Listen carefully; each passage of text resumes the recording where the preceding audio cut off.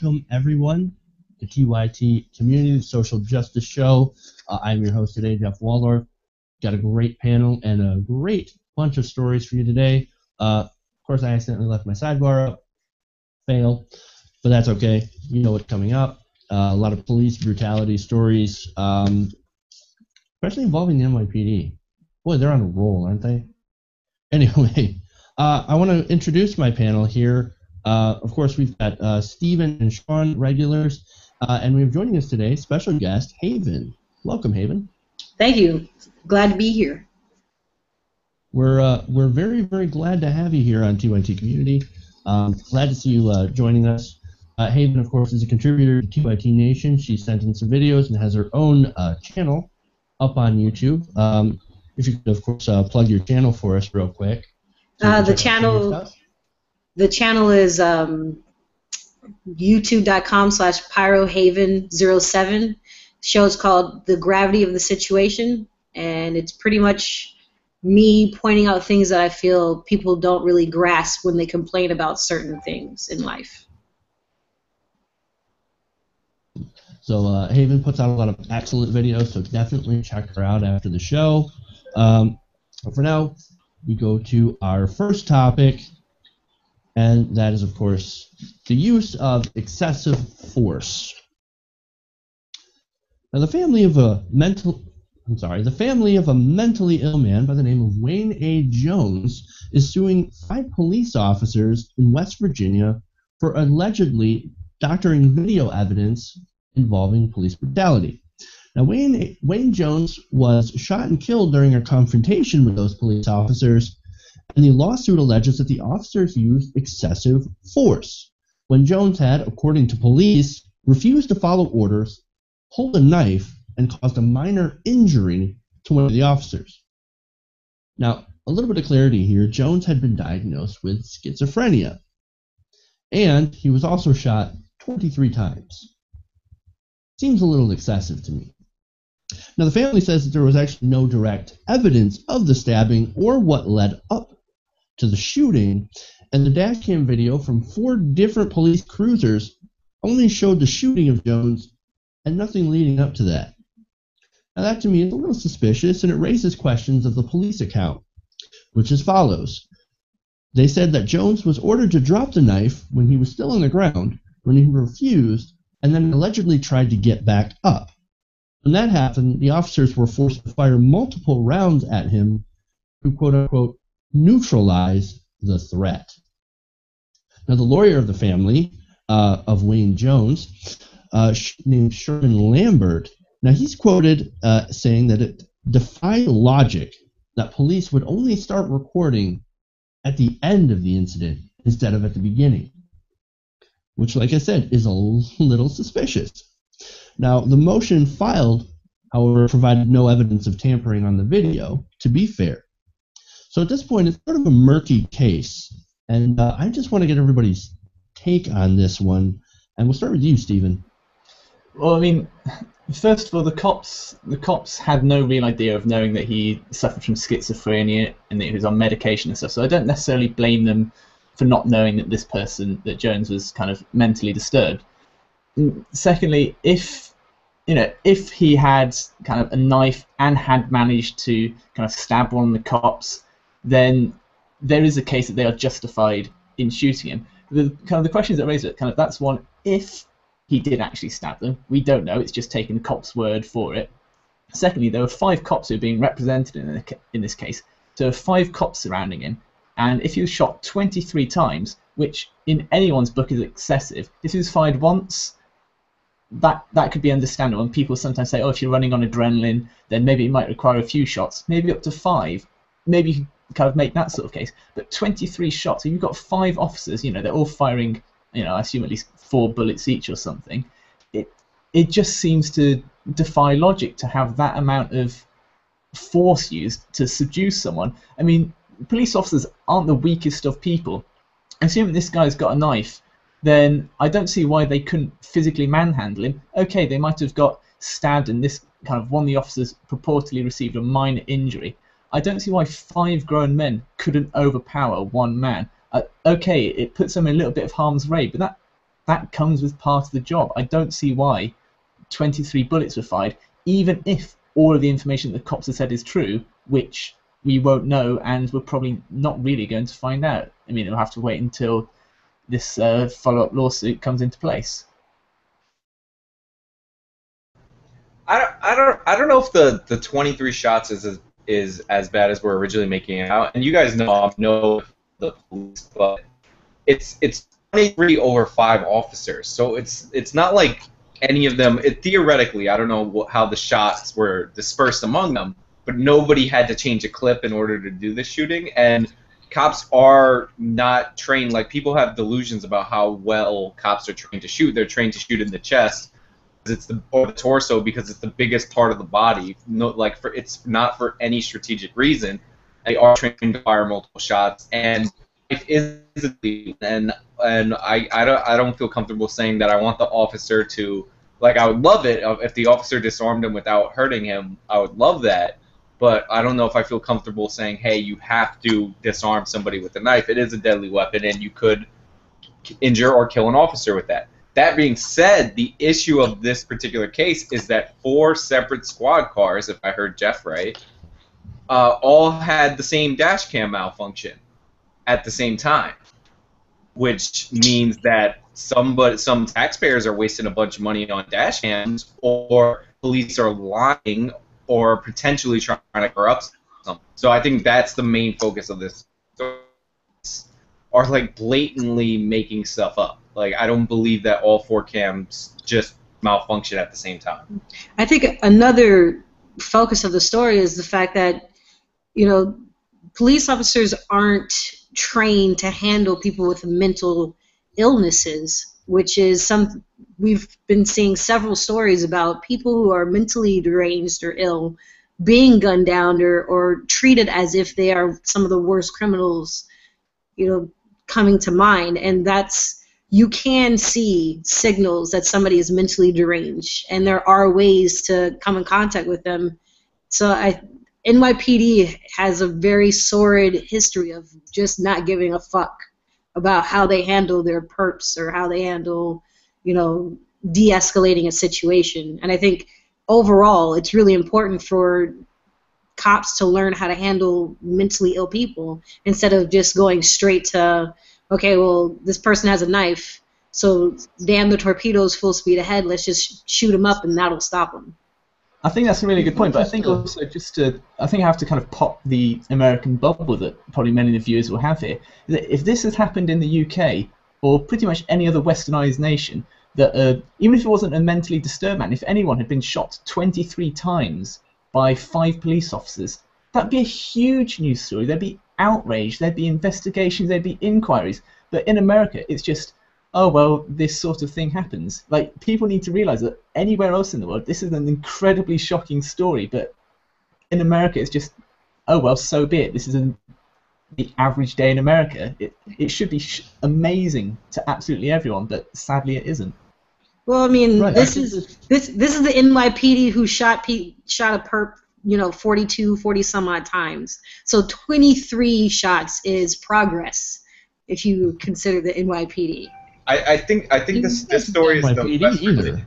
This is the West Virginia story, but not the NYPD, but the like, I get what Steven is saying. Like, there's like a crazy survey of Germany that they fired something ridiculous, like 100 and something shots, and 68 of them were like warning shots.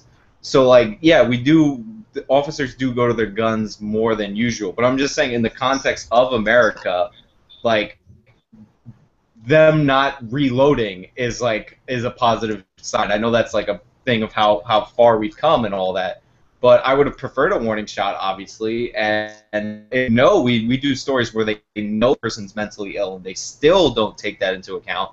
And I think that's far worse. Like, we have no information that they knew that. But this is, like, again, this is about them potentially altering a video, which is, like, contrary to all things policing. Like, you're altering evidence. Right. It's not really about how many shots were fired. It's the fact that we don't know what led up to this. And based on the events of Ferguson and all the other different police brutality stories that we've seen across the country, you can't really take the police's word for it anymore. There's a lot of distrust, and I think they've earned that distrust. And so the spotlight seems to get pointed on stories just like this, where somehow four different police cruisers somehow have the same camera, quote-unquote, malfunction, or they all started recording at the same time. It just seems a little fishy. Something's not right here, and I know there's no proof of any kind of editing of the video, but with the lack of trust in the police these days, and the fact that they have gone to lengths to cover things up, to do cover-your-ass operations, it doesn't seem too far-fetched. And that's really the problem. It doesn't seem too far-fetched, but it's a systematic problem. You'll see these type of actions when you have a department or several departments that don't hold bad behavior accountable. Usually the department will do an internal investigation, and out of everything that will possibly happen with the situation, they'll come out saying that they don't see anything wrong. They'll probably back these officers up saying that they followed the book and followed what they learned in basic training. So it's systematic. So it's something that it's not just a couple bad apples. It's just the system has made it so that they don't really care. They know that they can turn off these cameras, and nobody's really going to do anything to them but sit them on a desk for 15 minutes until everything dies down.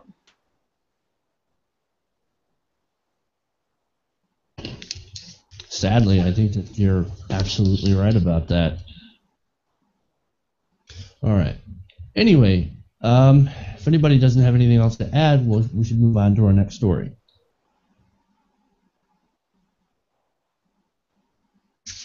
Got a theme going tonight.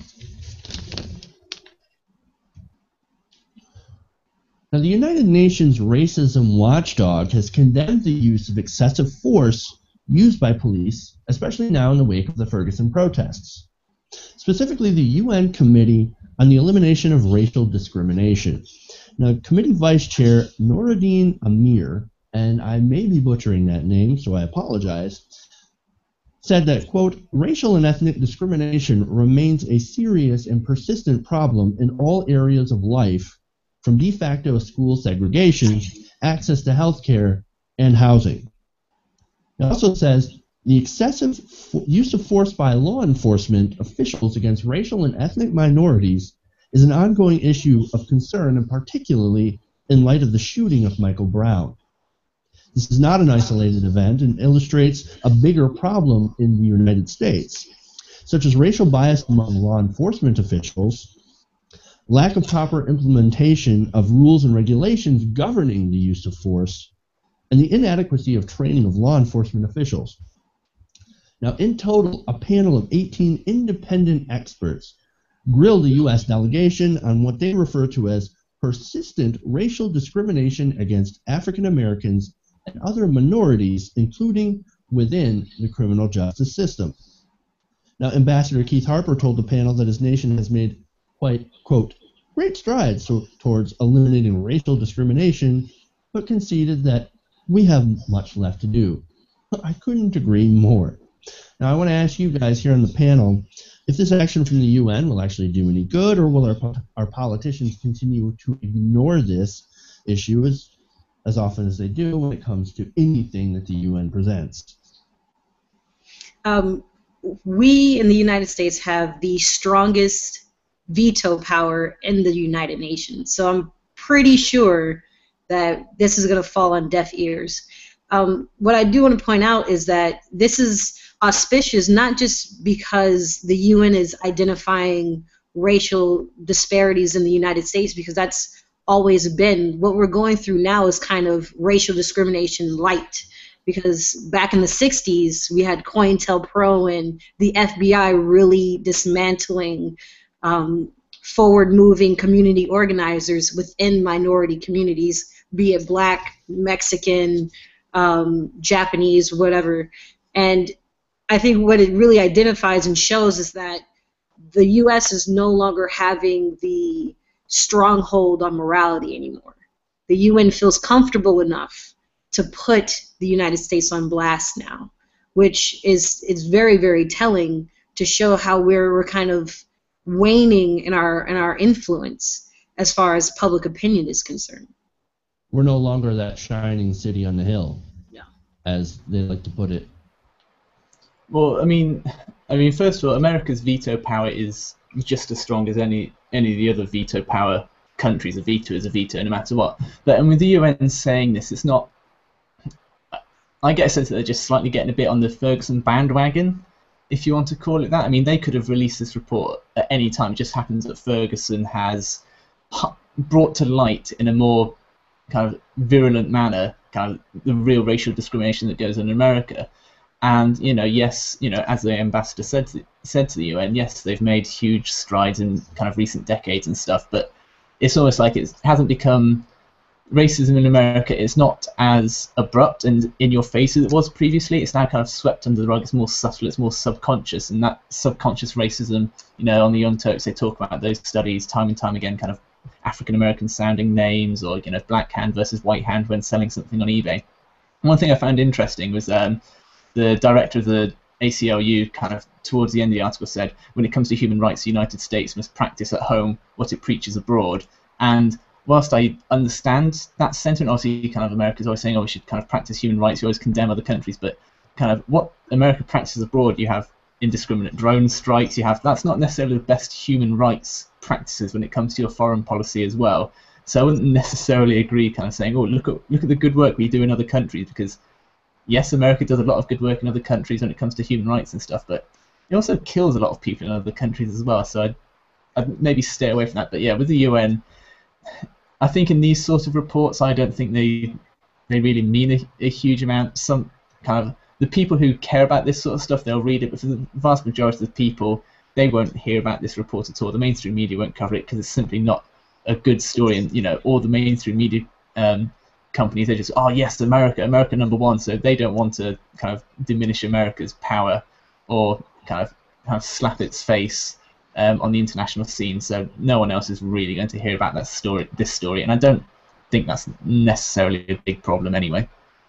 I find it interesting that they care so much about discrimination in America, but they never said anything about the Muslim Americans who have gotten spied on by local police departments, or things like that, or addressing France and the laws that they've passed where they're discriminating against Muslim women and prohibiting them from wearing their hijabs and their head garments. I think a lot of this is just, sweet whispers of nothing in people's ears to make, for whatever reason, to grandstand. But there's no Western government that has clean hands. Every government has a group, a minority that they are royally fucking over right now. So I think, at the very least, the United States can take the criticism from the UN and internalize it and maybe try to change. I highly doubt that. That's always, a nice thing to dream about. But I think this echoes on a larger problem that is going across the board that people don't really want to pay attention to.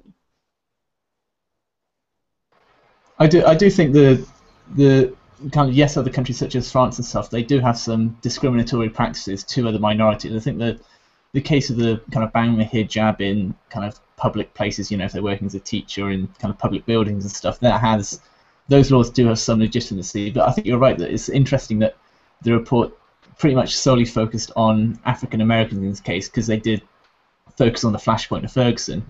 But there's time and time again kind of Muslim Americans who have been focused all the time, and it happens across all. And yes, you could pick up on individual flashpoints in any country, but I think that the UN probably wanted to target America because America is the largest voice on the international scene still. You may not have the large amount of power, arguably, but you're still the largest voice. And with Ferguson coming to light, they just want to make a bit of an example of America and say, hey, look, kind of sort your shit out as well before you start slamming other people, which I think is fair enough to target America for those reasons, simply because you are America. All right, and this is like the one segment I haven't spoken a lot in, but like it's always good to have, like, I think criticism is a positive. Like, the UN isn't like coming from a bad place in this. Like, they want us to fix our problems, like, within. And, like, to Steven's point about the ACLU guy, like, yeah, it's practice what we preach abroad, not what we do abroad, because abroad we do horrible human rights violations and sometimes war crimes, and sometimes we support nations, not naming any names, that do war crimes.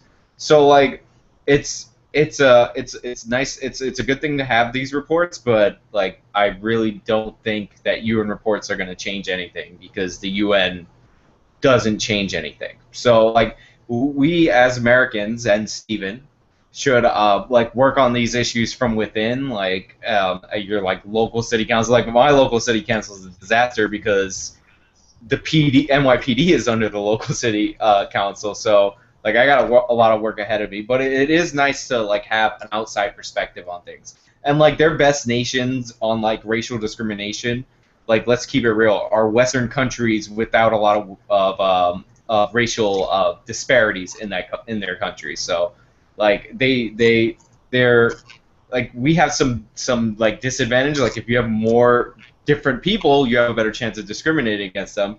And there are things like France being discriminatory toward Muslims that kind of fly under the radar in the UN that should be pointed out. And I'm glad Haven pointed that out.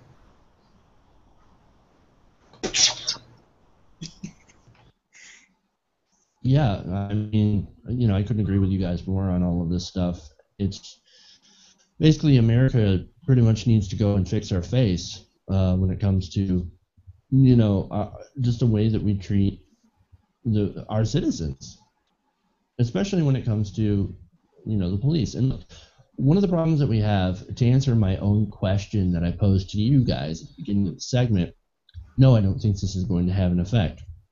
We have a political party that thinks that the UN is literally going to try to force everyone into hobbit homes. And they wield a significant amount of power on Capitol Hill. With those kind of people, those kind of idiots in power, you're not going to see a whole lot of anybody listening to the UN. When Bob Dole, a Republican, right, who's got, I forget what kind of condition he has, but he advocates for a UN treaty to be able to treat disabled people the same, and that gets shot down, you know that there is a problem when it comes to listening to the UN, the most non-controversial treaty ever, and we rejected it. It just seems like we're not going to take anybody else's advice, so I think the change has to come from within, and I think that starts by changing our own perceptions and our own biases and what we think, like stereotypes, for example. We have a lot of stereotypes of people in America: Muslim Americans, African Americans, you know, Latinos, LGBT people. We need to change the rest of America's mind and to show them that those stereotypes are not true. And I think only then we can actually go and fix some of these rampant issues. Well, I personally think that some of the stereotypes are true. They come from a true population. I think what we need to learn is that it's okay that these people exist, that these stereotypes exist. We will all get over it because there's bigger fish to fry. I mean, no one's going to really care if black people eat watermelon if your city's underwater. Nobody's going to care if, you know, there's a Mexican guy that's selling fruit on the street if there's a drought in the city. Like, this is a big distraction that gets thrown in our face a lot to help us ignore what is really going to happen to this nation if we don't pull together. And I think the second that happens, when shit starts sinking and people can't turn on their water faucets anymore, that's when people are going to start not having time for this simple crap and start really paying attention. And I mean, by stereotypes, I want to be clear, the more harmful stereotypes, like the laziness stereotype and, you know, people not working and et cetera, et cetera. The really harmful stereotypes. Watermelon, look, I don't know anybody who doesn't like watermelon. Let's be honest. Watermelon's delicious. There are lazy people, though. There are people who abuse the system. Yeah, of course. There are, I mean, even the most harmful stereotypes, there are people that fit that build. But what I think is that we focus on that so much that it's irrelevant, because if you look at it, it's not just the worst stereotypes that are suffering from police brutality. This is something that is infecting every neighborhood of every social class except for the top 1%. So it's like... Oh, totally agree with you. Just the issue that I wanted to make with the stereotypes is that they'll take some of the stereotypes, which are true, for certain amounts of people. I mean, there are always, there will be lazy people, there will be people that take advantage of the system. The problem with that is that some people will take advantage of that and try to paint everybody with that same broad brush. Yeah. And that's one of the problems. But you're right. When his shit starts, hitting the fan, that's a uniter. I mean, people love to get together. And it's one of our best redeeming features is that when the going gets tough, Americans, we put aside our differences and we join hands, we work together, and we get our shit done. Yeah. It just takes something to get us to do that. Unfortunately. All right. You guys want to move on? Awesome. Staying once again with our police state story theme that we have going on. The NYPD is facing another lawsuit over their discriminatory policing practices. Now this time it's from a woman named Shamtali Hook. I think I'm hopefully saying that right. Now she was doing nothing wrong while waiting outside of a Ruby Tuesdays restaurant, and she was essentially waiting for her children to come out from using the restroom. Nothing wrong there, nothing suspicious, right? Now Hook claims that she was told to move along by an officer. Now she informed the officer that she would leave as soon as her children were done using the bathroom and she was reunited with them. When the officer allegedly decided, no, that's not good enough, and he slammed her against the wall, pinned her wrist, and arrested her. Hook alleges that when she cried out, when she was hurt, she was told to shut her mouth by an officer named Brian Lathrop. Now, when this officer found out, and this is all alleged, that she had a different last name than her husband, he said, in America, wives take the names of their husbands. Now, she was held for about 9 hours on charges of refusing police instructions and, of course, the old classic, resisting arrest. They claimed that she was flailing her arms and twisting her body in order to make it harder for the officer to arrest her for doing nothing. Now, arrests like these for minorities. Now, remember, I want to point out that she is a Muslim woman who was wearing a traditional South Asian tunic, are becoming very, very common. Only this time, they seem to have messed with the wrong woman. You see, Huck was not only not doing anything wrong, she's also a human rights attorney who's well versed on police brutality. So she's going after them for this. So I want to ask you guys in the panel, what do you think is going to happen? Do you think she's got a good chance at winning this lawsuit, or what do you think about the whole case? We'll start with you, Sean.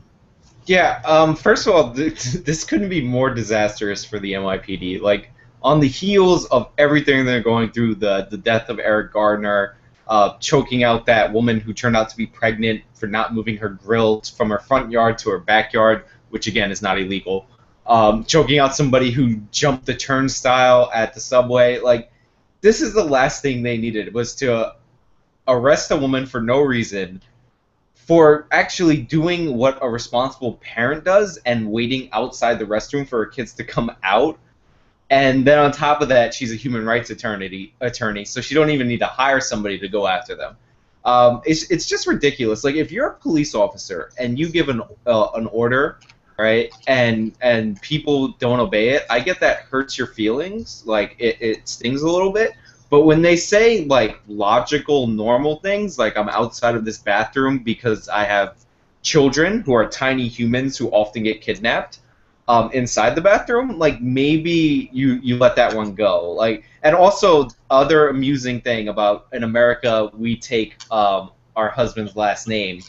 aren't we the country that came up with that stupid hyphen bullshit? Like, I don't mind if you keep your name when you get married. Like, not to like, I mean, I know I'm going into a weird issue, but like, what happens when your hyphen kids start marrying other hyphen kids? Like, that always confused me. So yeah, so we're the country that invented not taking the last names in those countries that these people hate, like the NYPD. I feel like he targeted her for being a Muslim. Like, those are the countries where the men run everything. So maybe he needs to take a chill pill and check himself. And I'm upset that this happened, but I'm glad that there's going to be a little bit of backlash from this woman.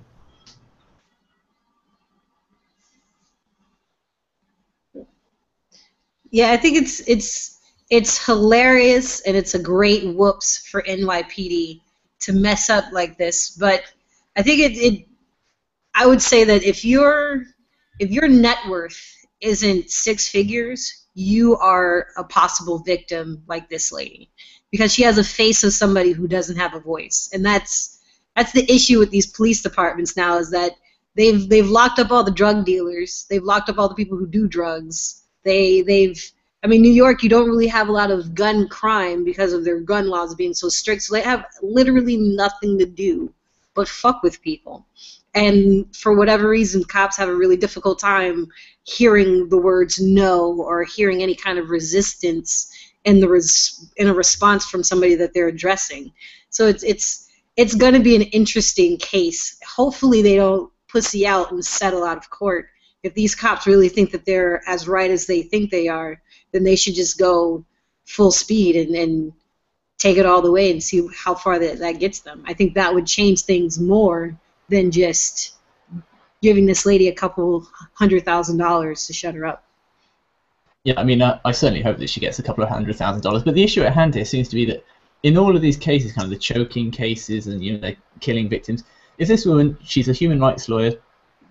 I mean, the police officers didn't know that, and they certainly have picked on the wrong person. But had she been wearing kind of a business suit, if she was in traditional lawyer attire, there's no way they wouldn't have even questioned why she was waiting outside kind of the toilets for her kids. They wouldn't even question that. But it's just they always want to pick, the whole idea of the police is to kind of protect kind of the powerless, those who can't be protected, those who need protecting. And it seems that certainly in the NYPD's case and a whole ton of other precincts across the country, that they just target those who aren't going to be able to protect themselves, who won't be able to get a good lawyer in court if they want to try and challenge what the police have brutally done to them. It's just absolutely outrageous, and I really hope that she absolutely goes to town on them in the courts and squeezes them for every single penny that she can get. It's ironic to kind of thank the Lord that this woman was a lawyer, because this has probably happened to hundreds, if not thousands, of people, and it just so happened that they've now picked on the wrong person, and they're going to have to check themselves more often now, because they just think, oh, it's a kind of, she looks a bit ethnic, she's not going to be in any position of power, we can impose our will on her. And they need to realize these days that anyone can be a lawyer. It's not just old white men who they can't challenge anymore and to abuse their power over. Yeah, and I just want to add two things, or one thing actually. The resisting arrest, or that she squirmed during the arrest.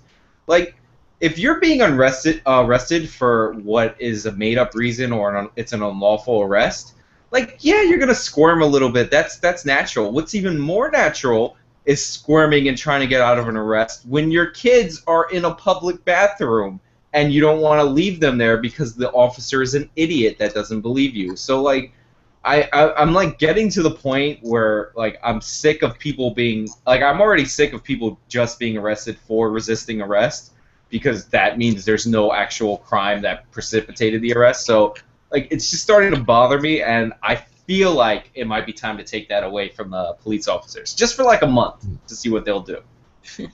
Well, I think it's Matt Taibbi is a really good Rolling Stones author, and he wrote this amazing book called The Divide, and it speaks on the police department and the kind of judicial system that we have, and it's very much segregated, where the people of the upper echelons of this country won't even get charged, won't even see the inside of a court. But for simple little things, people who seem like they don't have a lot of power, even lawyers I mean, there was that TV producer who also got arrested. I mean, these are people who are considered not powerful, and it's simple to just, I mean, the city makes money just putting you in jail for a couple minutes. You might not even get charged. You might not even get convicted. It's a growing systematic problem that's just horrendous, and it's going to spread because they're going to have to make their money somehow, and they have all these nice new toys that they want to use, and they're going to want to use them. So it's amazing. I mean, the most frustrating thing. I'll just get one point in, Jess. Sorry. The most frustrating thing as well here is that it only would have cost the cops just a minute of their time just to wait. You know, okay, you claim that your children are in the bathroom. We'll wait to see if they come out. If they come out, you can be on your way. Fine. And instead of just costing them a single minute of their time when, you know, they apparently don't have anything else better to do but harass people, now it's hopefully going to cost them hundreds of thousands of dollars in the court just for 1 minute of their time. It just seems ridiculous. Yeah, a lot of this I think is a lot about profiling. I'm not sure if it was the NYPD, but they had, you know, infiltrated mosques to sit there and spy on Muslims. And of course, she's actually from Bangladesh, but she's also a Muslim woman who is wearing traditional, you know, sort of Muslim or South Asian, you know, clothing. So she looked the part, so to speak, right? And of course, those are the type of people that they go after. And another thing, something that you brought up, Stephen, is the fancy toys that they have from the 1033, right? Where they get all this nice free equipment from the government, and they're expected to use it. Well, you know, they have to find reasons to use this, to justify this expense, to justify getting this free stuff. They have to start, you know, profiling people and just doing lots and lots of terrible things in order to justify their own existence, because they're, to be honest, they don't have a whole lot of crime, as you guys had pointed out. Yeah, and I'm sorry, I know we're going to move on in a second, but it was the NYPD that infiltrated mosques. They were found to be spying on every mosque in the city and out-of-state mosques, and they went on a whitewater rafting trip with the Rutgers, which is in New Jersey, Muslim student group, because, you know, you never know. So, like, the NYPD is way outside their jurisdiction, and a lot of it comes from a very anti-Muslim video that's shown to them in the academy. Like the person who narrates it, I think Dinesh D'Souza is a part of it, but one of the or is Dinesh D'Souza the guy that appears on Bill Maher? I don't know. Double check that. But anyway, yes, he does. Yeah, it's a lot of people who like promote hate, and they're in that like movie, and it's ridiculous, and they show it to all the cops, and it's pure propaganda. So a lot of it's drilled into them at the academy and at seminars.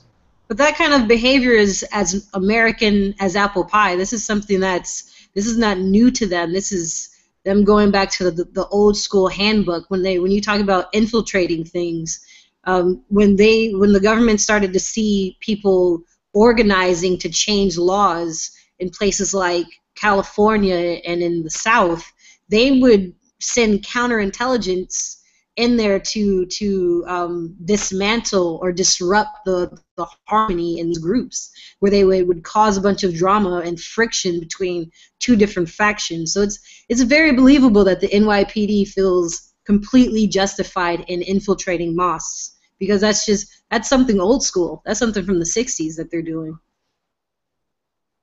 It's a really sad history of that kind of thing happening here in America. Sadly, most people don't know about this stuff because it's not exactly in your face unless you're living it. So, I mean, that's why, I guess that's why places like us are around, groups like us are around to actually burst the bubble, so to speak, and show people that this actually does happen, and we should put a stop to it.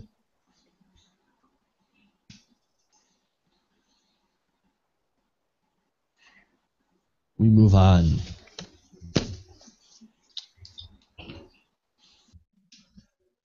A New Jersey woman has literally worked herself to death to try to make ends meet. Maria Fernandez actually died from inhalation in a convenience store parking lot while napping between her 4 jobs. Now, Fernandez worked at least 2 different Dunkin' Donuts stores as well as 2 other jobs, basically in order to pay the bills and get by. She often had little time to go home and sleep and would actually have to nap in between her shifts. Now, in order to make it to work on time and to ensure that she didn't miss her time, she would keep a canister of gasoline in her car. Now, that ended up contributing partly to her death. According to emergency workers, Fernandez died from inhaling a fatal mixture of carbon monoxide from her car, which, by the way, was running, and the can of gasoline that spilled open in the back. Now, and for me, I mean, my opinion on this is just an amazingly sad story. Here's a woman having to work 4 jobs, probably all minimum wage, by the way, just in order to live. And you have to wonder what kind of life that really kind of leaves you. And the other question is, how long could someone sustain that? And I guess this really, this is your answer. You can't sustain it for that long. Yet there are people who will say that people who are working for minimum wage are lazy, that they should get a better job or an education. And they especially say that about minorities, as this woman was. If anything, I think that, in my opinion, this should be a wake-up call to sort of dispel those bullshit arguments. What do you guys think? First of all, just off the point of, people are always saying, oh, if you're working a lower paid job, then kind of it's your fault, you should be able to work up the ladder. Eric Erickson just the other day said that if you're in your 30s and they're still being paid minimum wage, then you've failed at life. I mean, if he's a journalist working at Fox News, and he's failed certainly in his career. But I mean, in regards to this woman, personally, I think that, she is to blame for her own death. Sure, you can make an argument that the system, if you want to call it that, has attributed towards her death. But I honestly, we don't know her economic situation. Maybe she might have had debts that she needed to pay off and that she got into needlessly. There's a whole ton of reasons. So we don't know whether she was only just scraping by. That's just what people are alluding to. But secondly, is that if she was so tired driving between job to job, and she had a can of gasoline in the back of the car, she could have fallen asleep at the wheel. She could have caused a huge car crash with a massive explosion with a can of gasoline in the back. That was just an accident waiting to happen. She could have ended up killing a whole host of other people. So, yes, it is a tragic story, but for me, she only really has herself to blame. If it was really that hard, maybe the place where she was living had super high rent, then you'd have to move and find somewhere else. You may have to move to a different state. I know that's outrageous, and that shouldn't be the case. People shouldn't have to be facing these sort of situations, but they currently are at the moment, and because of that, I really just think that she has herself to blame for her own death. It was just her own kind of it was the neglect of herself and her own well-being that led to her death. It's harsh, but that's what I think. I personally agree with you. It is her to sleep with your car on is a good way to get yourself killed, but something does need to be said about the fact that there is a contributing factor where here in America we love to work and we don't feel successful unless we're working hard. And for some people, they have to work hard. And for many a times, I've gone to sleep, in between shifts, or while I was in the military working long hours, I've slept on the job in very hazardous, dangerous areas. It's, sleep trumps everything else. So it's like, I think we could talk about the fact that Americans don't get enough breaks. We can talk about how production in this country is steadily rising while wages are stagnant. Like, she could have been able to better assess her situation if she wasn't so tired, if she wasn't so burnt out, which is a major problem that Americans have today. And sleep deprivation can lead to a lot of bad decisions, which I think is probably a major factor in this. You don't just, park your car and sleep. and leave the car on without, being sort of out of it. I mean, if you're working 4 different jobs and you're getting maybe 1 to 2 hours of sleep in between each job, you're not going to be making sound decisions. Right, and I'm going to start off with 2 non-substantive points that will lighten the mood. First of all, she worked at 2 different Dunkin' Donuts, which is, instead of double dipping, it's double dunking. Hilarious, I know. Yeah, it's a sad story. In the link that we all read before the story, there's not a lot of information about her, so we don't know exactly why she worked in 4 jobs. I do know she's from Newark, and Newark is one of those places that she lived in Newark, and Newark is one of those places that are escalating rents and property values and stuff like that. So that could have been a factor in it. It's sad that if she felt the need to work 4 jobs. I don't know. I don't know what her motivation is. And it also is extremely sad that she died from a very, very preventable death. A window open. I understand, if you want to nap in your car and it's hot, you're going to try doing the air conditioner, that just makes sense. But, a window open, changes the outcome of this story. It's woman found sleeping in car. Or no new story at all.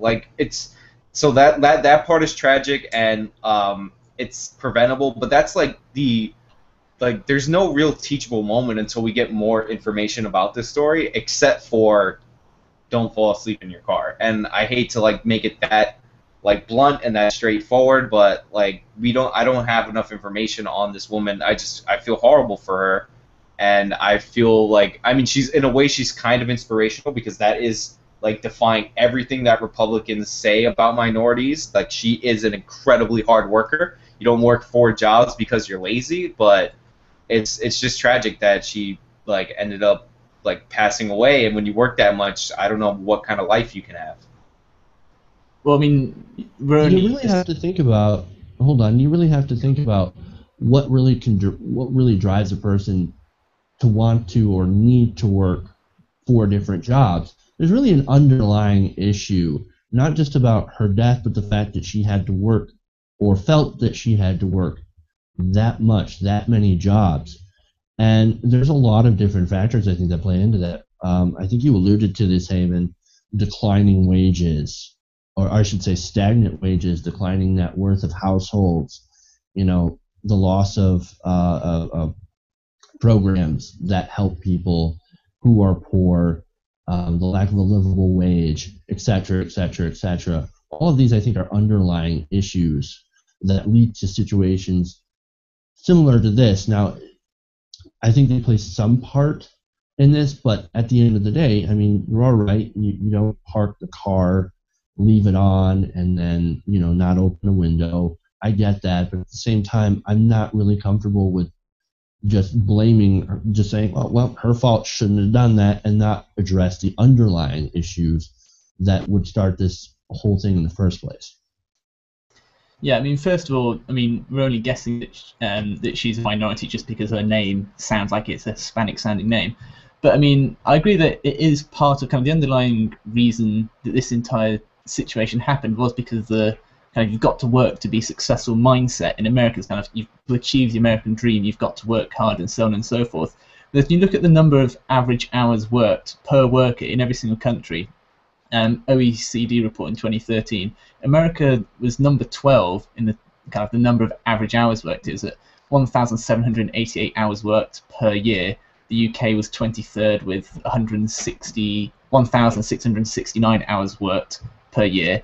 But down towards the bottom, I always like to compare America to the Scandinavian countries. Norway was ranked 34 with only working 1,111 hours annually, and no one's going to claim that kind of Norwegians aren't hardworking, that it's not a successful country, that it's not doing well in every other measurable kind of quantity that you can have when looking at a country: education, healthcare, so on and so forth. And yet they work nearly 400 hours a year less than the average American worker, and they're still a successful country. And I think it's just a case that they have higher workers. They probably don't need to work as long hours. They just have a different mindset, I imagine, and it's a mindset that really needs to change in America. You have I forget the name of what's the name of the second richest man in, is it Mexico, who owns a telecom? Slim. Carlos Slim. That's it. And he said recently, you should cut down to maybe kind of a 3-day working day or a 4-day working day, and that's not going to have a huge negative impact on the economy. People will be able to work harder during their working hours and stuff. So it's a case of quality of work that you do, not quantity of work that you do. And I think that needs to be a discussion that actually has to be had in a lot of countries. It doesn't matter if you're sitting at a desk for 4 hours just working on one spreadsheet, but you're tired because you've been doing a whole ton of other jobs. Whereas if you come in fresh and you haven't been working on any other jobs and you haven't had to stress about anything else, you could do that work in an hour, and it's being efficient. And it just seems like the efficiency in the American economy has gone somewhat AWOL in the last 10 or 20 years. And it's not necessarily the efficiency in terms of worker production or anything. I mean, we alluded to it earlier that production has been increasing year on year. It's just the efficiency in terms of keeping that in check with the amount of pay that people are getting for it. So, but I mean, again, I really do think that at the end of the day, this woman, her death was her own fault, but it was because of a whole ton of issues that were completely out of her control at the end of the day. Okay, I have an important update to the story. It's from a Reuters article. Apparently, according to Reuters, we're wrong about the 4 jobs. It was 3 jobs. But you're gonna like fall in love with this woman when I finish telling you this. The money that she was getting from the jobs, she did things like buying pizza for homeless people, getting candy for children, getting gifts to her friends. Like she had an old boyfriend that she brought toys and stuff for his kids, which the article distinctly separates from her kids. So like from what this article says, like she was working to do nice things for other people, which only makes this story like that more tragic. It's more tragic, but that just leads me to think that it's even more her fault then. She didn't need to give her ex-boyfriend's kids presents. She didn't need to give candy to kids. She didn't need to help the homeless. Yes, they're all good. Well, of course, she didn't need to be a nice person. She could have been an asshole, but she decided to be it's not necessarily a good person. No, it's not. It's not a kind of a biangular thing where it's only you're either nice or you're a horrible person. She could just have been a normal person. She still could have done a bit. She maybe could have just stopped giving presents to her ex-boyfriend and stopped giving the candy, but then still helped out giving kind of food to homeless people. That's fine, but it was just completely her fault then. This just means that she wasn't taking care of herself. It was her own fault then.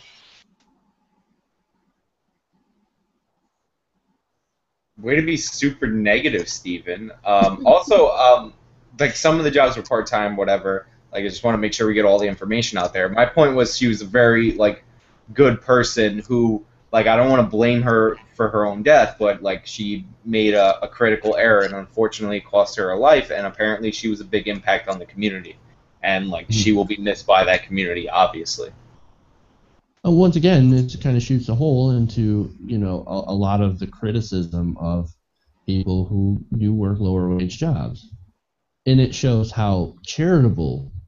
There's the studies that saying that people who don't make as much money are often still more charitable with their money and give more of a percentage of their money to things like charity and helping out their fellow man than do super wealthy people. So I think that's something to sort of think about when you read this story or when you hear this story. So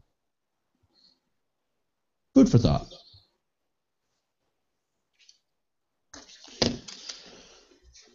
Moving on.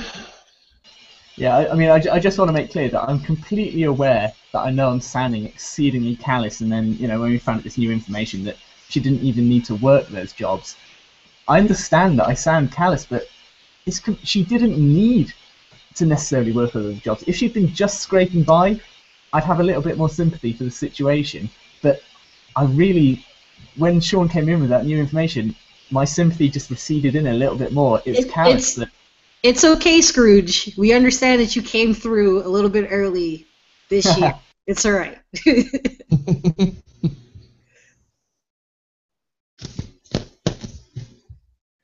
Europeans. What do you do? All right, moving on.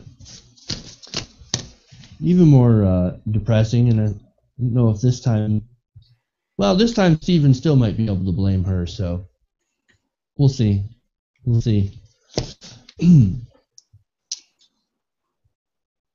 This is actually a really difficult story for several reasons that I want to get into. A 33-year-old Indiana woman is facing a possible 20 years in prison over a controversial feticide law in Indiana. Now, what is feticide? Well, according to Indiana law, they define feticide as knowing or intentionally terminating a human pregnancy with an intention other than to produce a live birth or remove a dead fetus. But what exactly happened with this 33-year-old woman? Well, this woman named Purvi Patel attempted to have an abortion. Well, how was she going to have that abortion? She apparently ordered pills from Hong Kong, right? A little weird on that, but the pills didn't work, and she ended up delivering a premature baby. And this was at her home. Patel went to the hospital after the birth, after she started bleeding, and was questioned to where the infant was. She reported that she believed the fetus was dead, so she wrapped it up in a bag and placed it in a dumpster. Now she is being charged with both feticide and neglect, which is a little strange. I'll get into that. The neglect charge actually wouldn't be valid, according to Sally Cohn of the Daily Beast, if the fetus were already dead when she disposed of it. The fetal murder of an unborn child, however, also wouldn't make sense if the child were still alive. So it can go either way, but charging her with both at the same time, you obviously can't charge her with both at the same time, because it really depends on what had happened, if the child were alive or not, before she had disposed of the remains. Now, like I said, the two charges contradict one another, and I want to get everyone's opinion on this regarding the case. What do you think? I would say it's them trying to charge her with everything but the kitchen sink kind of speaks to the overall consensus that a lot of states are having, where they're trying their damnedest to criminalize being a pregnant woman for whatever reason. I won't absolve her from the fact that, I'm not a pro-choice person, but I do believe that if you feel like you need to have an abortion, then there are clinics there. It's not like this woman was living in Texas. She was living in Indiana. There's a plethora of Planned Parenthoods in that area that she could have gone to. For whatever reason, she didn't feel comfortable to do so. However, I don't think that it would be appropriate to criminalize her. Maybe she's going through something personally. I don't know. It doesn't really say anything in the story where she might have, some type of emotional distress or troubles at home or something like that, which could have been a strong factor in why she decided that taking that route of ordering pills online would be a good idea as far as having an abortion. Well, I mean, I agree with you on that. Yeah, I mean, it's a real kind of the charges leveled against it, a real kind of Schrodinger's cat case. Either the fetus is alive or it wasn't alive. Either way, we're going to charge you. It's outrageous, as we pointed out. It can't stand there just hoping, if one doesn't stick, then hopefully the other one will. But I can understand. I mean, I don't know how virulent and vitriolic the pro-life kind of campaigners are in Indiana, but there was a recent case, in the Supreme Court where protesters are allowed to be kind of right in your face when you go up to the Planned Parenthood clinics. Maybe she'd had experience beforehand. Maybe she was afraid of that happening. She didn't want friends and family to find out, and so I'll just deal with this my own way. And admit it's not a smart way to deal with it. There were a number of options available to her, as Haven pointed out. It's not like you're in Texas or Alabama where you're going to have to drive hundreds of miles to get to the single Planned Parenthood in your state. But I don't see why. I mean, you're right. They have criminalized being pregnant in America. I mean, if it was just any standardized kind of stillbirth, women could get charged with that now.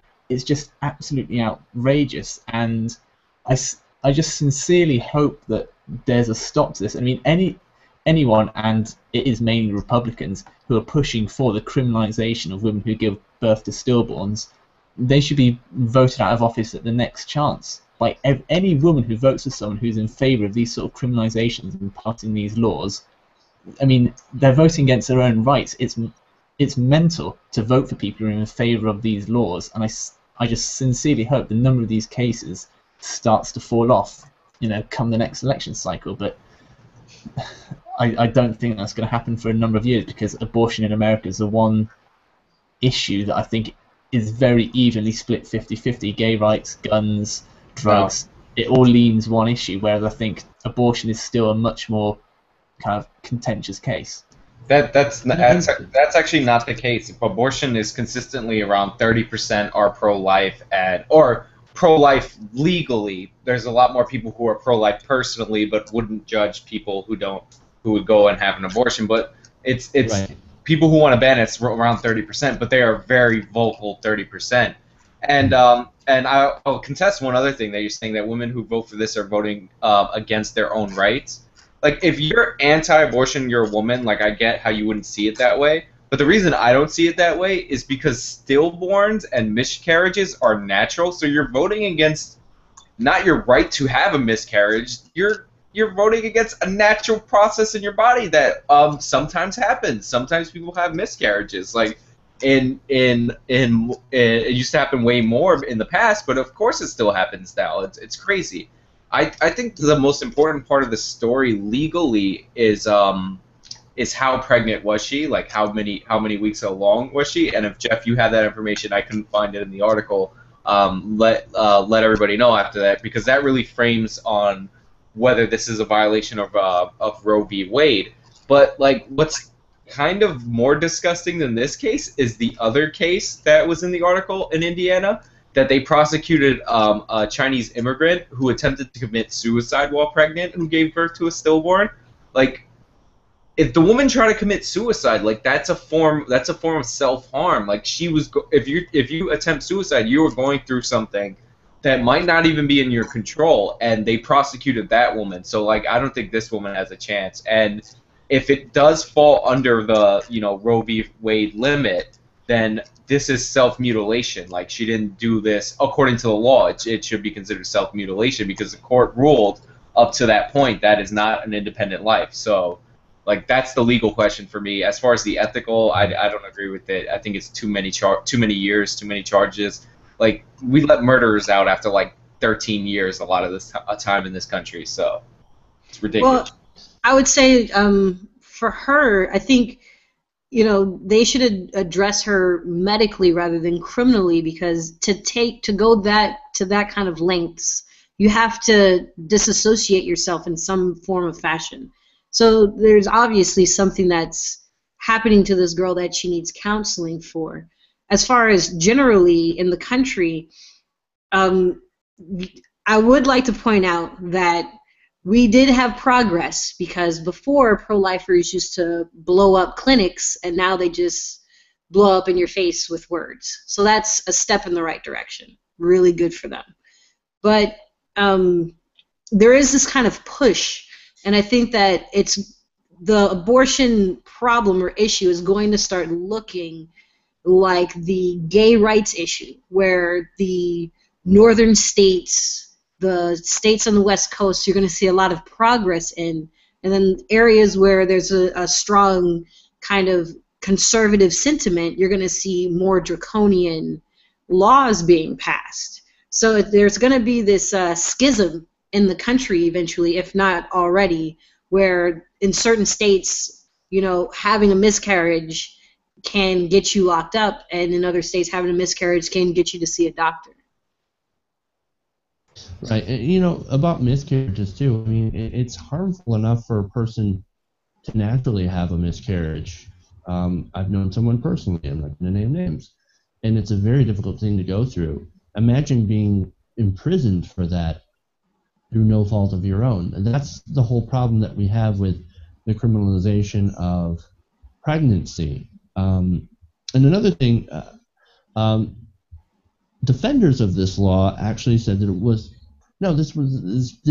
wasn't supposed to target pregnant women. This was supposed to shut down illegal abortion. Well, what's the best way to shut down illegal abortion is to make sure that normal methods of abortion and clinics are accessible. Now, we don't know the situation in Indiana, if she, how close she was to a provider, what that all was. Maybe she was discouraged by the recent Supreme Court ruling that said that protesters can literally be, 15 feet away from the doors, which literally you walk in and they can scream right in your face. Maybe she felt intimidated. Either way, the pills from Hong Kong were a terrible idea. I just want to throw that one out there. I would like to contest that the best way to limit abortion is not by having access to good abortion clinics, but having access to comprehensive sex ed. I think that's another thing. This country is very scientifically illiterate, and you can see that in the laws that these states are passing. They don't understand how the body works. They don't understand how conception works. They're very ignorant to that, and they're passing laws based on their ignorance, which that's something that we're going to have to educate ourselves on. No, you're absolutely right. Let me just be clear. The best way to combat illegal abortion is to be able to have access to the legal means. But you're absolutely right. Comprehensive sex education and access to birth control, those are, if you want to cut down on abortion, that's the way to go. 100%. Okay, I agree with you. I've just got two quick things. The first one, I don't spend a lot of time thinking about abortion. Obviously, it's not a thing that personally is going to affect me directly.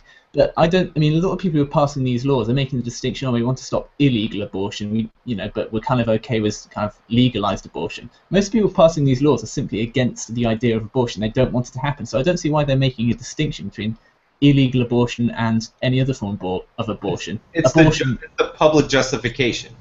In my mind, abortion is abortion. It doesn't matter how it happens, But that's how they inch their laws through. If you see how these laws are being passed, they're not really taking on Roe v. Wade straight ahead. They're playing with semantics and playing with measurements. The reason why a lot of clinics in Texas are shutting down is because their fucking hallways aren't wide enough the way they like it, or they don't have a doctor that has a certain license the way that they want it to. Like they're nitpicking in order to get what they want.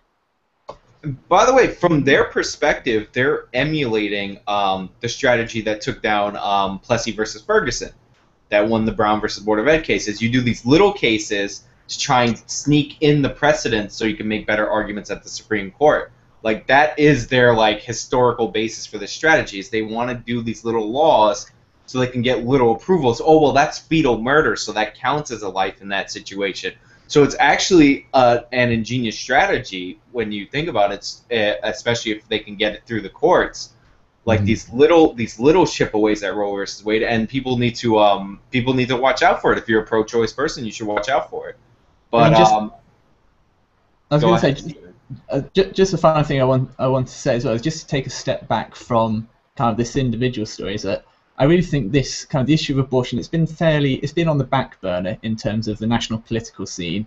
Certainly for the last couple of months, there's been some cases down in Texas that got some national press. But I really think that certainly when 2016 comes around and when that campaign really starts kicking into gear, because as we all know, Hillary Clinton is going to run, because she'll be the first woman president, I think that it's going to be a larger issue than it has been in previous presidencies, just because I think there is going to be a legible kind of female candidate running this time. The Republicans, they're not going to have a female candidate because most of them are idiots or they're simply too inexperienced enough. But I do think that certainly come 2016, when Hillary Clinton starts running, these sort of cases, people are going to start asking more and more questions about this, and it will become a much greater issue, because hopefully by then drugs and gay marriage, that will have all passed. They won't be able to argue about that, and this will be a much larger issue.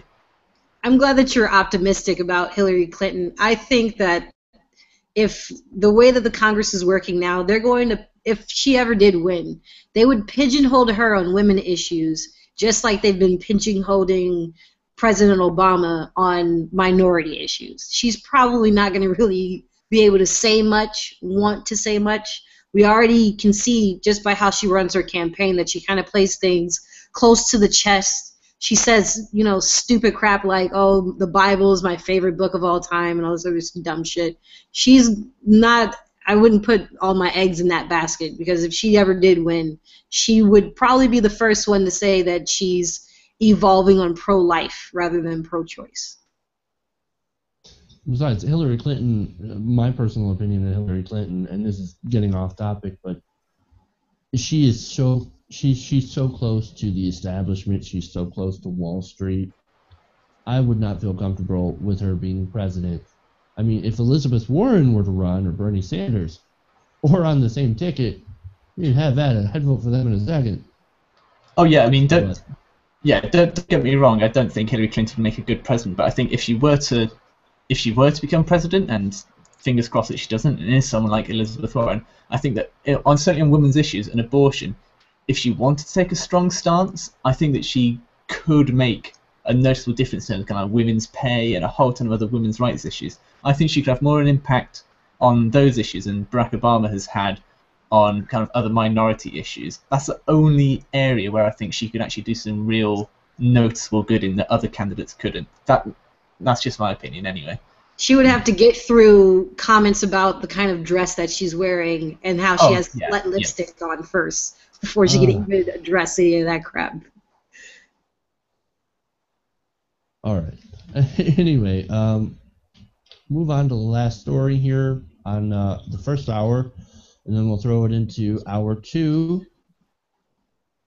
Hour two is going to be great. We're bringing back some Q&A tonight, and Haven's going to present a story for us, which is going to be excellent. So we'll get to this last story, and we'll throw it over to her. Now, according to the UN's Children's Survey, let's redo that. According to the UN Children's Agency, they found that at least 120 girls and female adolescents have endured rape I'm sorry, I must have my source messed up here. I do have my sources messed up today.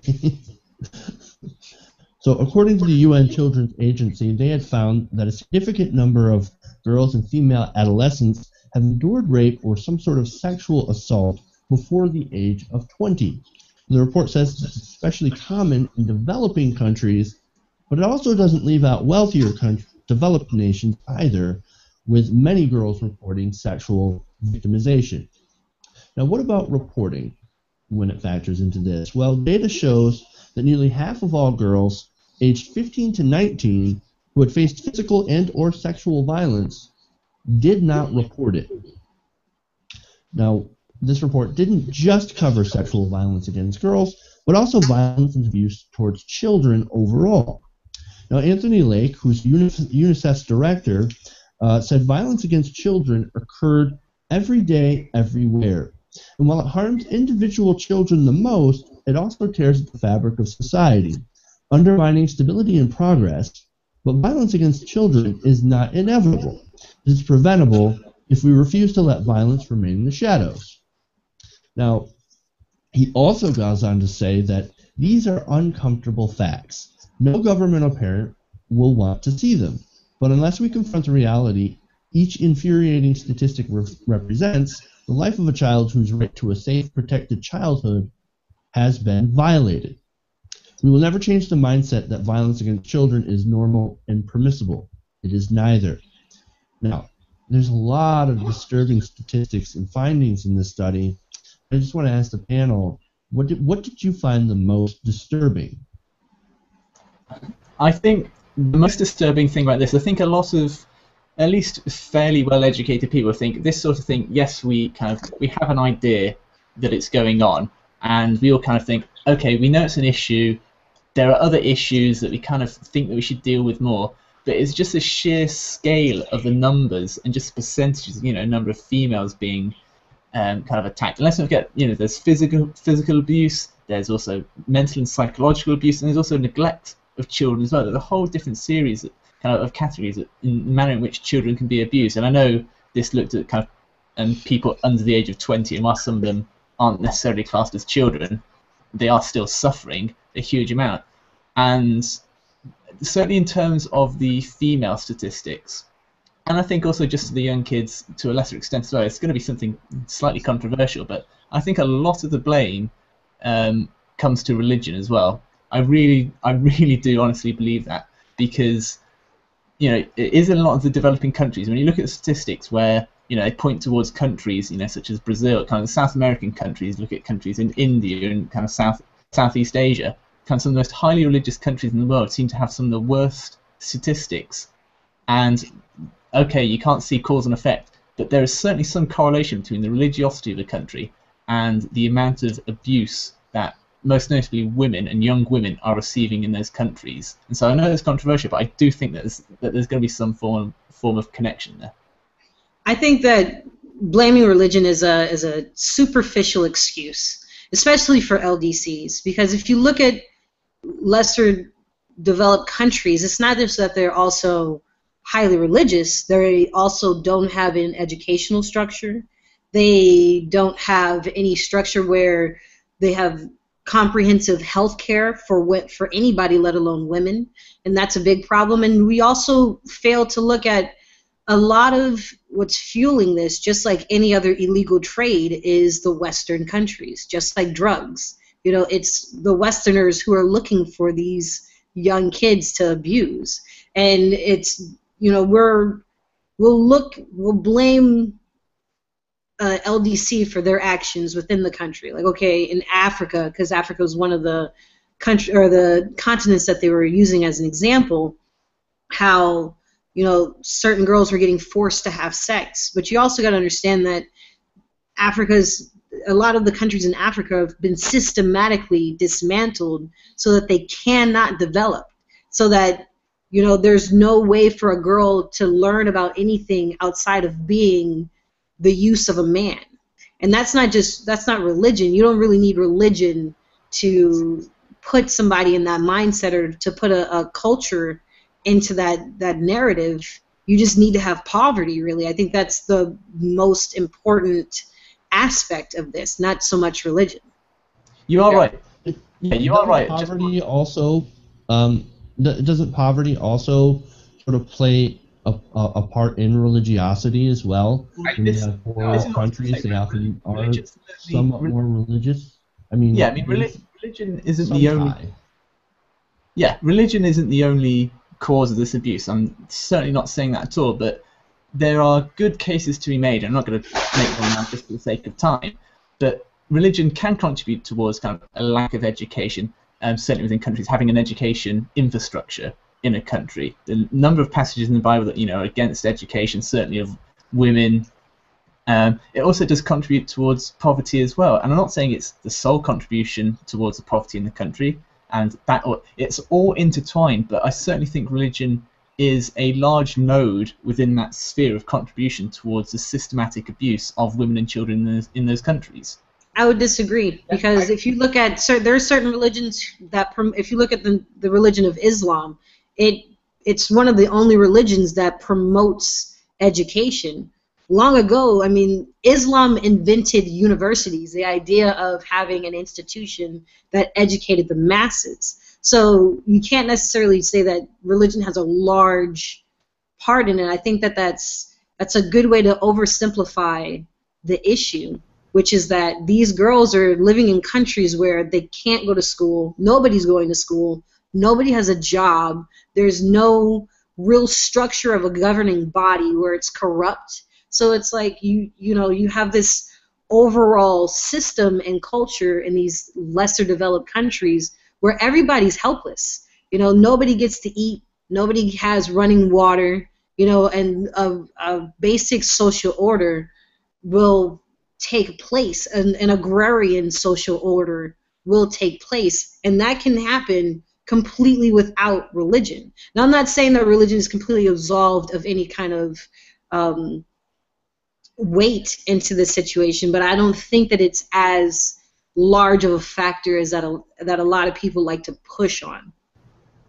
Yeah, the key word that Haven used, and it was what I've been trying to say this whole time, is culture, culture, culture, culture. Like like poverty and sexual assault, religion and sexual assault. Like, to me, it's like they might be justifications or whatever, but it really has nothing. It really does not have that much to do with it. We know in this country that if you're if you're an atheist, rich, frat boy, like you could be just as likely to rape a woman as any other person in America. Maybe more so because you have that sense of entitlement and that lack of respect for women. And that really is not like a unique thing to uniquely religious countries. I mean, Uganda is on this list at like on a ridiculous number of 50% in Uganda, and they're recently passing all those anti-gay laws to be, you know, holier than thou. But just because they're doing that at the same time does not mean they're connected. Poverty might play a part in human sex trafficking, but like this is overall abuse and sex trafficking included. Like, it's not all one and the same. So like it's really about culture. If you have a culture that doesn't respect women, even if you're a developing country, because we know by the surveys, not this particular survey in this particular instant, the worst country for women statistically is India. Right? And India is a developing economy, but they went out over Saudi Arabia because it's about the culture. It's not about wealth. It's not about economic development.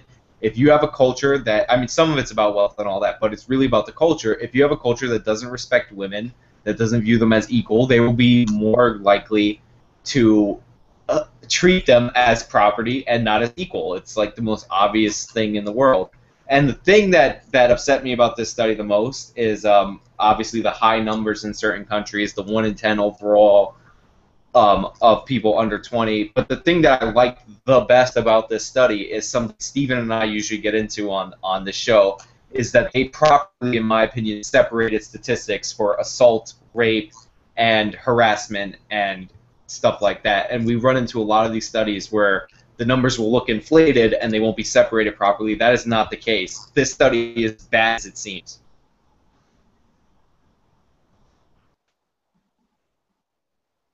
Yeah, I think I agree with all of you. I think all the different factors that all of you have presented feed into this. It's not just, in my opinion, a simple one cause fits all.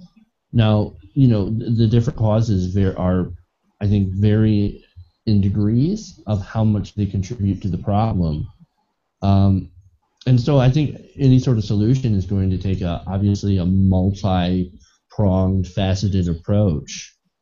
And I think one solution that could be used as an example, I don't know if you guys know who Mohammed Yunus is, but back in a couple of years ago, the IMF was trying to develop these countries, especially in India, since we're on that topic, and they came to realize that they spent all these years trying to develop a country, essentially keeping half of the population out of any kind of say-so in it, which were the women. And this is the IMF. This is not some religious faction. This is a Western institution that had this kind of ignorance. And it wasn't until this man came along and came with a brand new idea of how to attack building a financial system. He created the Grameen Bank, which was very micromanaged, and it was handled by the women in the society, and they saw a greater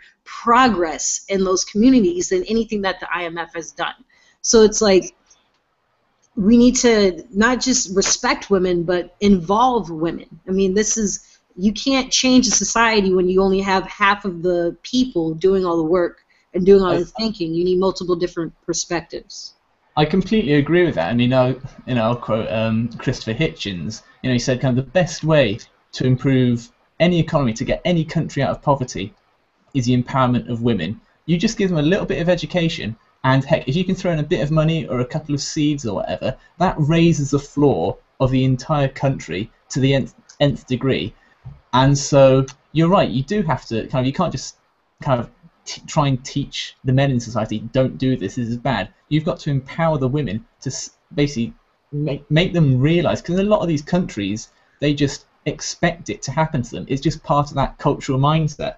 And without backtracking too much, I think a lot of these kind of cultural identities and cultures that these countries have, they identify with a certain religion. So if you look at kind of Indonesia and those sort of countries, they have a Christian culture out there. So I do think religion, again, I think it does play a large part of it. It's not the only part, but I think it's one of the larger parts, because as quote Hitchens again, religion does tend to poison and seep through into every single aspect of society and culture. So that's why I think it does play a part. But I think we both agree that the empowerment of women is probably the greatest priority in helping solve this, really tragic issue. Couldn't agree more, especially with you, Haven. Absolutely. You've got to empower women. Got to get them involved. And equality, man. We have to have it. Yeah. All right. For that, that concludes our first hour here on TYT Community. Let me get over here to getting rid of my graphics here. All right, so second hour here on TYT Community. Speaking of involving women, let's have Haven. Haven's got a story that she wants to present. She did extensive research on this. Also released a video on her channel, if I'm not mistaken, about this very subject. And I'd love to throw it over to her. Haven, please. All right, so my YouTube video that I posted today is addressing whether or not foreign aid is as useful as we like to think it is. And my argument essentially is that it is not, because one of the underlying things throughout all of these issues that we've addressed today is the fact that we are talking about countries that are not developed. And there's a reason for that. You need money to develop a country. And a lot of people kind of have this notion that, we spend millions and hundreds of millions of dollars on aid for different countries, and they don't really understand the process of that aid and the structure of what's really going on. The aid is really a drop in the bucket compared to the debt that these lesser developed countries have to pay back to the North. And that's something that I've kind of tried to address in the video. Yeah, we do spend a very, very small amount of money. I think it's somewhere around 1% of the budget total on foreign aid. And one thing that a lot of our international banks do love to do is to get other countries in debt. I believe it was Argentina that is in debt right now to some of our banks, and we wouldn't let them pay us off. It's amazing the kind of things that we do to. I mean, I wouldn't say Argentina is that much of a lesser developed country. It is. It is. There are different circumstances with Argentina. Argentina used to be a wealthy country that got into too much debt, and they messed themselves up. Like, it's right, different from the predatory. But you have to understand the scale. Argentina has never been at the level of success that the North is. There's this thing called the North-South divide that was a concept that was developed by Willy Brandt, and it addresses the socioeconomic and political divide that you have between the northern countries and creditors like Europe, America, and developed Eastern Asia versus the southern countries like Latin America and the lesser developed countries in Asia and India and all of that, including the Middle East and Africa. And what they do, and this it's my focus in my degree is Latin American history. And Latin America is very, very interesting because you can see just how the system works for them. You'll have a developing nation coming up and maybe the IMF or an actual government like the U.S. will come to the government within that country and say, hey, you guys are having a hard time. You know, your elites have been borrowing a shit ton of money and it's time to pay back. Here's what we'll do for you. You start selling these type of commodities and you start placing these type of austerity measures, and this will help you to pay back this debt. And what they don't tell you is that the commodities that they're telling you to is exactly the same as they're telling to all the other hundreds of lesser developed countries. So it's flooding the markets with shit that we don't need that drives the prices down, and also that they've put these astronomical interest rates on there. If you look at Haiti, which is the poorest country in the Western Hemisphere, in 2002 they just paid back the debt that they owed from the Haitian Revolution of 1794. Okay, so it's like the interest is what really gets you, and this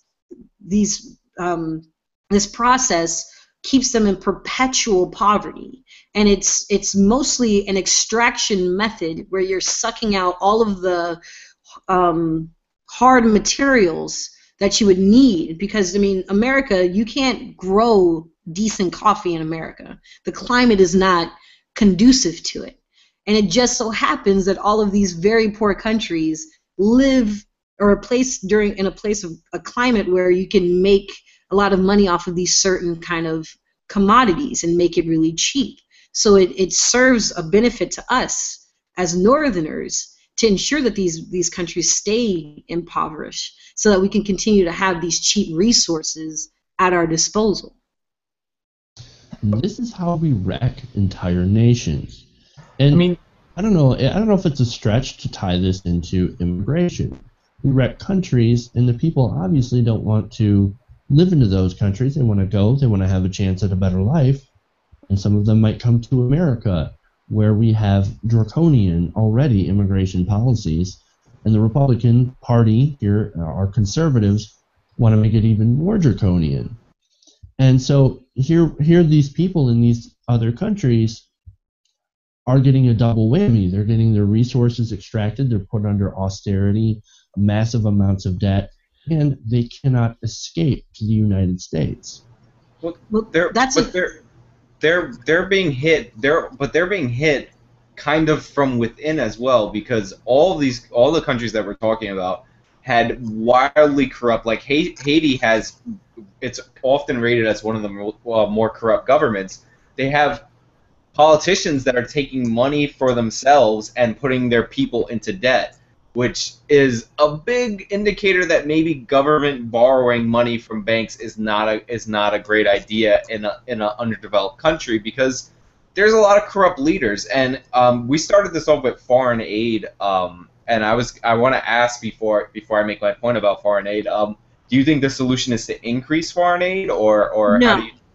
I think that first of all, I wanted to point out that both of you guys came up with a really good point. Jeff, what you described is something that Susan George says is the debt boomerang, where when these countries are so impoverished, the population tries to find a way to live comfortably, or well, not comfortably, but simply to survive, and the best way they do that is by migrating to richer countries, which puts a strain.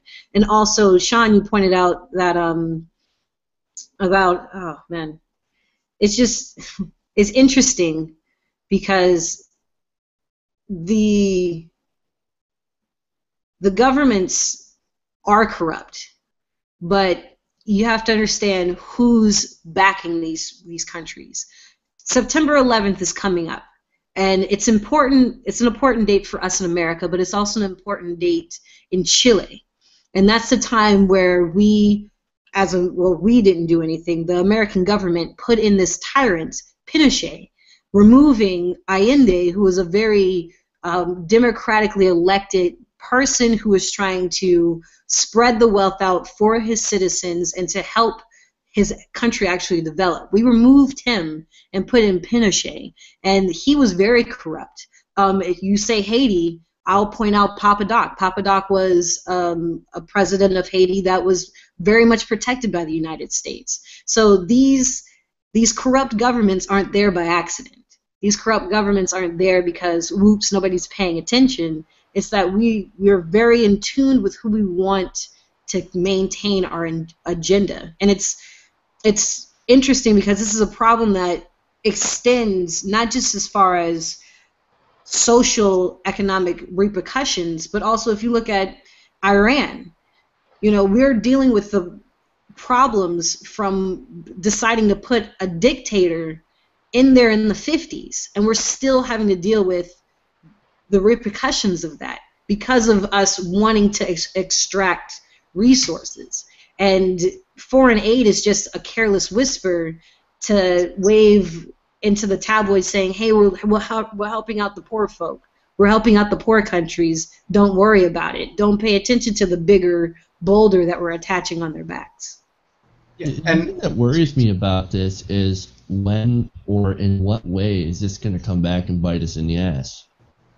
I mean, we don't have innovative countries to produce more goods for us. Like that is a downer. Like we're getting cheap coffee and all that, but who knows what like creative minds would be able to invent ways to better bring us coffee. Like we could be getting it like everything we're getting in this country from Silicon Valley, faster, lighter, cheaper, smaller. So like we're losing a lot of the unseen. But to the foreign aid point, the foreign aid also is destructive. Like we drown third world countries in food aid, and farmers have little incentives to grow food because they can't make any money that way. So they never develop the infrastructure to produce their own food, and we end up with like the largest representation of that old "give a man a fish, teach a man a fish" proverb in like human history. It's like it's ridiculous that we don't see like the consequences of our actions. But and stuff like that's done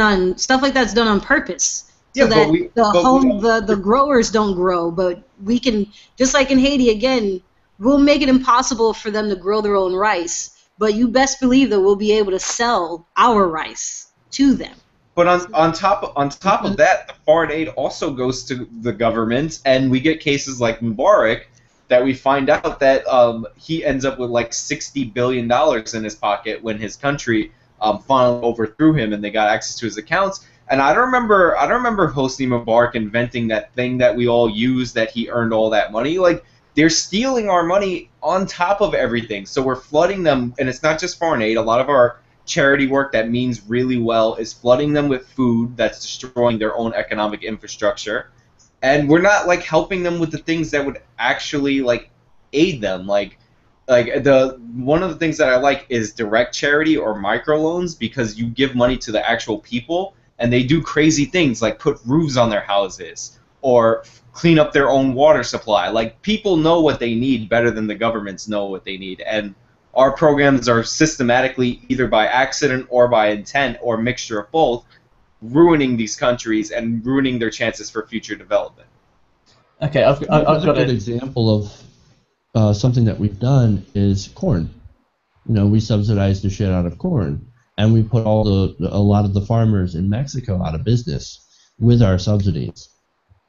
That's another good example, I think, of us basically destroying other countries' economies. Okay, I've got to step in and address some things that have been made so far. First of all, I think that it's perfectly reasonable for banks like the IMF to charge interest rates to countries that they give loans to. The rate at which they charge those loans, I think that should come into question. It should be almost at kind of 0%. It should be 0.1%, if anything. Because Sean's right. If you're charging these loans that they've then got to pay back for the rest of the country's existence, they're not able to invest in infrastructure because they've got to pay back the loan. And so you are losing out on kind of the future potential of the country. You are going to lose out on inventors and entrepreneurs and stuff. And then that thereby damages the US in the future, because you're not going to have any new technologies. You're not going to have new trade partners that will then strengthen the economy. You're not going to have better educated immigrants coming to America, because educated immigrants will always want to come to America. And then I think also I mean, Sean's right with the microloans. They tend to be more effective. Studies have shown that they do tend to have a greater impact on the local communities where the microloans are given because they're much easier to control. But the frustrating thing about just giving more international aid, I mean, pretty much everyone in their country, for the most part, I think they're saying, I don't think we should give as much aid. But the amount of aid that America gives to some of its allies, such as Israel, for example, Israel gets still a large, substantial amount of money in terms of foreign aid, and yet they sell, I think recently they sold kind of $3 billion worth of arms to India. Why are we giving, or why America rather, why is America giving foreign aid money to a country that's then selling off a whole ton of arms? It just seems really inefficient and laziness. It just seems that people think with foreign aid, if you throw enough money at the country, it will fix the problem. But Israel is a strategic. We do that because it's strategic. You have to understand that this stuff is done on purpose. It's not like the IMF is just guessing at what kind of interest rates they want. They purposely make it high so that these countries cannot pay on their principal, and therefore whatever's not paid is added to the original debt, inflating their problem even more. This is all done on purpose, and yes. Israel is a strategic standpoint. For whatever reason, we like having Israel on our side, and let's not forget that a lot of aid, 20% of aid that is sent is armaments. So, and we keep saying that, we flood their system. We have to understand that it's the elites. The people who suffer from these debts will never be the people who receive the money that they borrow. And that's the problem. And one solution, I kind of didn't address in the video because I wanted everybody to come to their own conclusions, but Brandt suggests that we do complete debt relief. Out of all of the LDCs that we have in debt, only 18 of the very, very poorest have been completely relieved of their debt. And what's better than foreign aid is giving these countries a break for a change and letting them develop themselves. But we're not going to do that because with aid comes strings. With aid, we can say, hey, we're going to give you these weapons and we're going to give you this money, and you better vote the way that we want you to in the UN, or you better not put this policy in place in your country. You better represent our agenda. You better play ball with our interests in the area. Yeah, but I'll contest one of those points. Complete debt relief, like the country will never get credit ever again, and that could be a problem long term. So I would do public relief, like if you're borrowing money from the IMF, which should probably be evacuated and then burned to the ground because it's not very useful. Then I would try and relieve that debt. But from private banks, I would allow these countries to negotiate, and if they get into a position like Argentina where they satisfy 97% of their creditors, it doesn't need to be that high, but like a huge chunk of their creditors, I think that should be binding. Like that agreement, they should be able to work their way out. And considering we're never going to burn the IMF to the ground with all the people gone so nobody gets hurt, how about, since it is a government-funded bank, and the U.S. government puts a lot of money into it, and a lot of foreign governments do, and there's another bank, I think it's the World Bank, same situation. Mm-hmm. How about we make sure we deny our funding to the bank unless they structure their future loans in a way that the governments they're lending money to can't just pay back the interest and never touch the principal. Like they have to have a structured payment plan where they will pay off the principal in this time, so they can't, because these politicians are basically being paid to never pay off the principal to keep the debt rising. So why don't we work on some kind of, if we're going to keep that structure, try and improve it. So those are my somewhat solutions. If we were to do that, then that would mean, well, I keep saying we ain't doing shit. If our government would do that, then that means that they would have to give up leverage. That means that they would have to not dictate everything to their narrative. And for whatever it's worth, our government is in the business of ensuring that American interests is the topic of discussion across the board. And that would mean that we as citizens would have to sacrifice a lot of things. You would have to sacrifice that cheap coffee. You would have to sacrifice going to Walmart and getting a 45-cent T-shirt. And the problem is that our mindset, we don't give a shit about these countries. We don't think about these countries.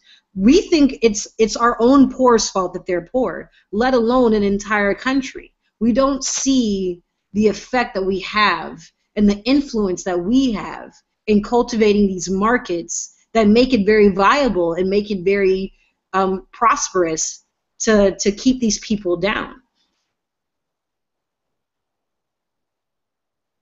Yeah, I cannot disagree with that.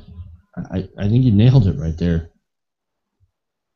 You know, we take a lot. I mean, we have a lot of our creature comforts because someone is being oppressed. Once again, you've got Bangladesh, you've got India. You know, we put a lot of our industries, we get a lot of our things, a lot of our cheap products from these places that, you know, have very low standards of living, are, you know, developing countries, and we're taking advantage. We're doing extraction, we're keeping people down in order to elevate ourselves. And you're right, in order to fix this, we do have to start giving up the super opulent Western style of living. And unfortunately, I don't see a lot of people agreeing to do that.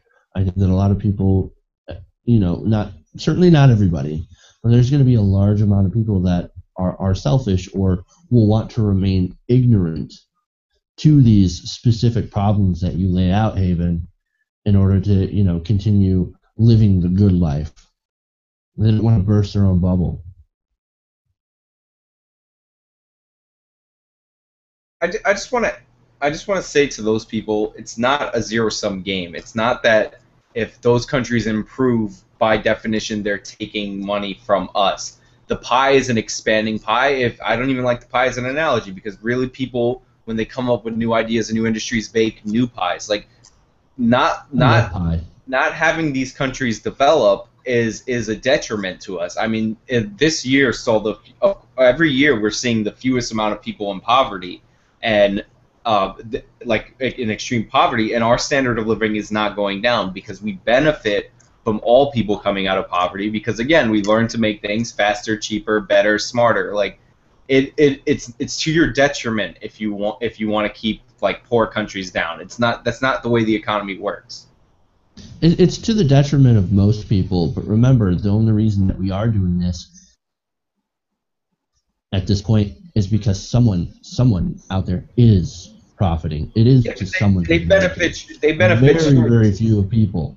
They benefit short term. The shareholders and CEOs of Apple would be a lot richer if they expanded iPhone sales to an extra third of the world. You know what I mean? Like, their standard of living goes up. The super rich get super richer. But we have here is... They're doing that now because they're trying to infiltrate the markets in China and India. But the problem is that this is how India is rising, and India is really the main reason why we're seeing, quote unquote, less poverty. It's because one of the most densely populated countries in the world is growing its economy. But if you really look at the rest of the LDCs, this is a market that you would have to give them enough time to build the infrastructure that they would need, to have an educational system, to have just to have municipalities like water and electricity. Like, these people have to come back. They have to have their own industrial revolution. That's what we're cock-blocking from them, is being able to do that. You underestimate how quickly that could happen. The president was speaking in Estonia 20 years ago. It was, or 20 or 30 years ago. Check that. I don't know what year it is, but they were a part of the Soviet Union, or they were trying to get away from the Soviet Union. And in that short amount of time, they became a wealthy, self-sustaining country, just like the Czech Republic. Like, all of these countries, it doesn't, when you let people have self-determination, people figure out what's best for them. It doesn't even take that long for these countries to develop. And again, I just want to underscore it. It is to our benefit if more people live our kind of lifestyle. I mean, maybe not in climate and ways like that, but I'm saying live our standard of living. It is to our benefit. We will get better, more awesome stuff, and all of our standard of livings will grow together. Yeah, I mean, I agree with you that, it's to our benefit, but the number one thing is that we need to get out of their way first. And that's what foreign aid is, a Band-Aid to what's really the issue. It's a Band-Aid over a chest wound. We need to It's a good motion. Exactly. Well, oh, look at that! Here we go. We're helping this poor country. Aren't we so fantastic? No, because we fucked them up in the first place. And now we're trying to say, oh, don't worry, we're helping you out. We're the good guys. Remember, we're America. We're the shining city on the hill. We're the good guys. Freedom. And you want to see, if you want to see the detriments and the problems that come from this, ISIS is a problem that comes from this. The unrest in the Middle East is a problem that comes from this. A lot of the issues that these countries are facing would not be facing them if they had a steady economy, for one, or a steady educational system, for one. You know what I'm saying? This reaches and affects so much extensively into countries. If you look at even 9/11 can be attached to this. Osama bin Laden himself said that one of the reasons why he attacked us is our actions in Iran and our actions in Kuwait. So it's like we need to get out of people's way. Not so much, never protect them or never have their back when they need proper support, but we need to stop cock blocking and extracting and let them keep some of the shit that they're making for themselves so they can grow on their own.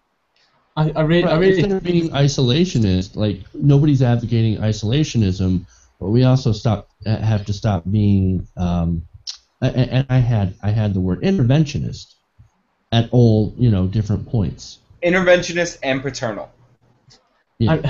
I really think this entire discussion has just kind of gone to highlight the case that no country, whether it's America or the UK or any other westernized nation that gives foreign aid, we never do anything for the sake of doing good. It's never a truly altruistic act when we give money. We always expect something a little bit in return.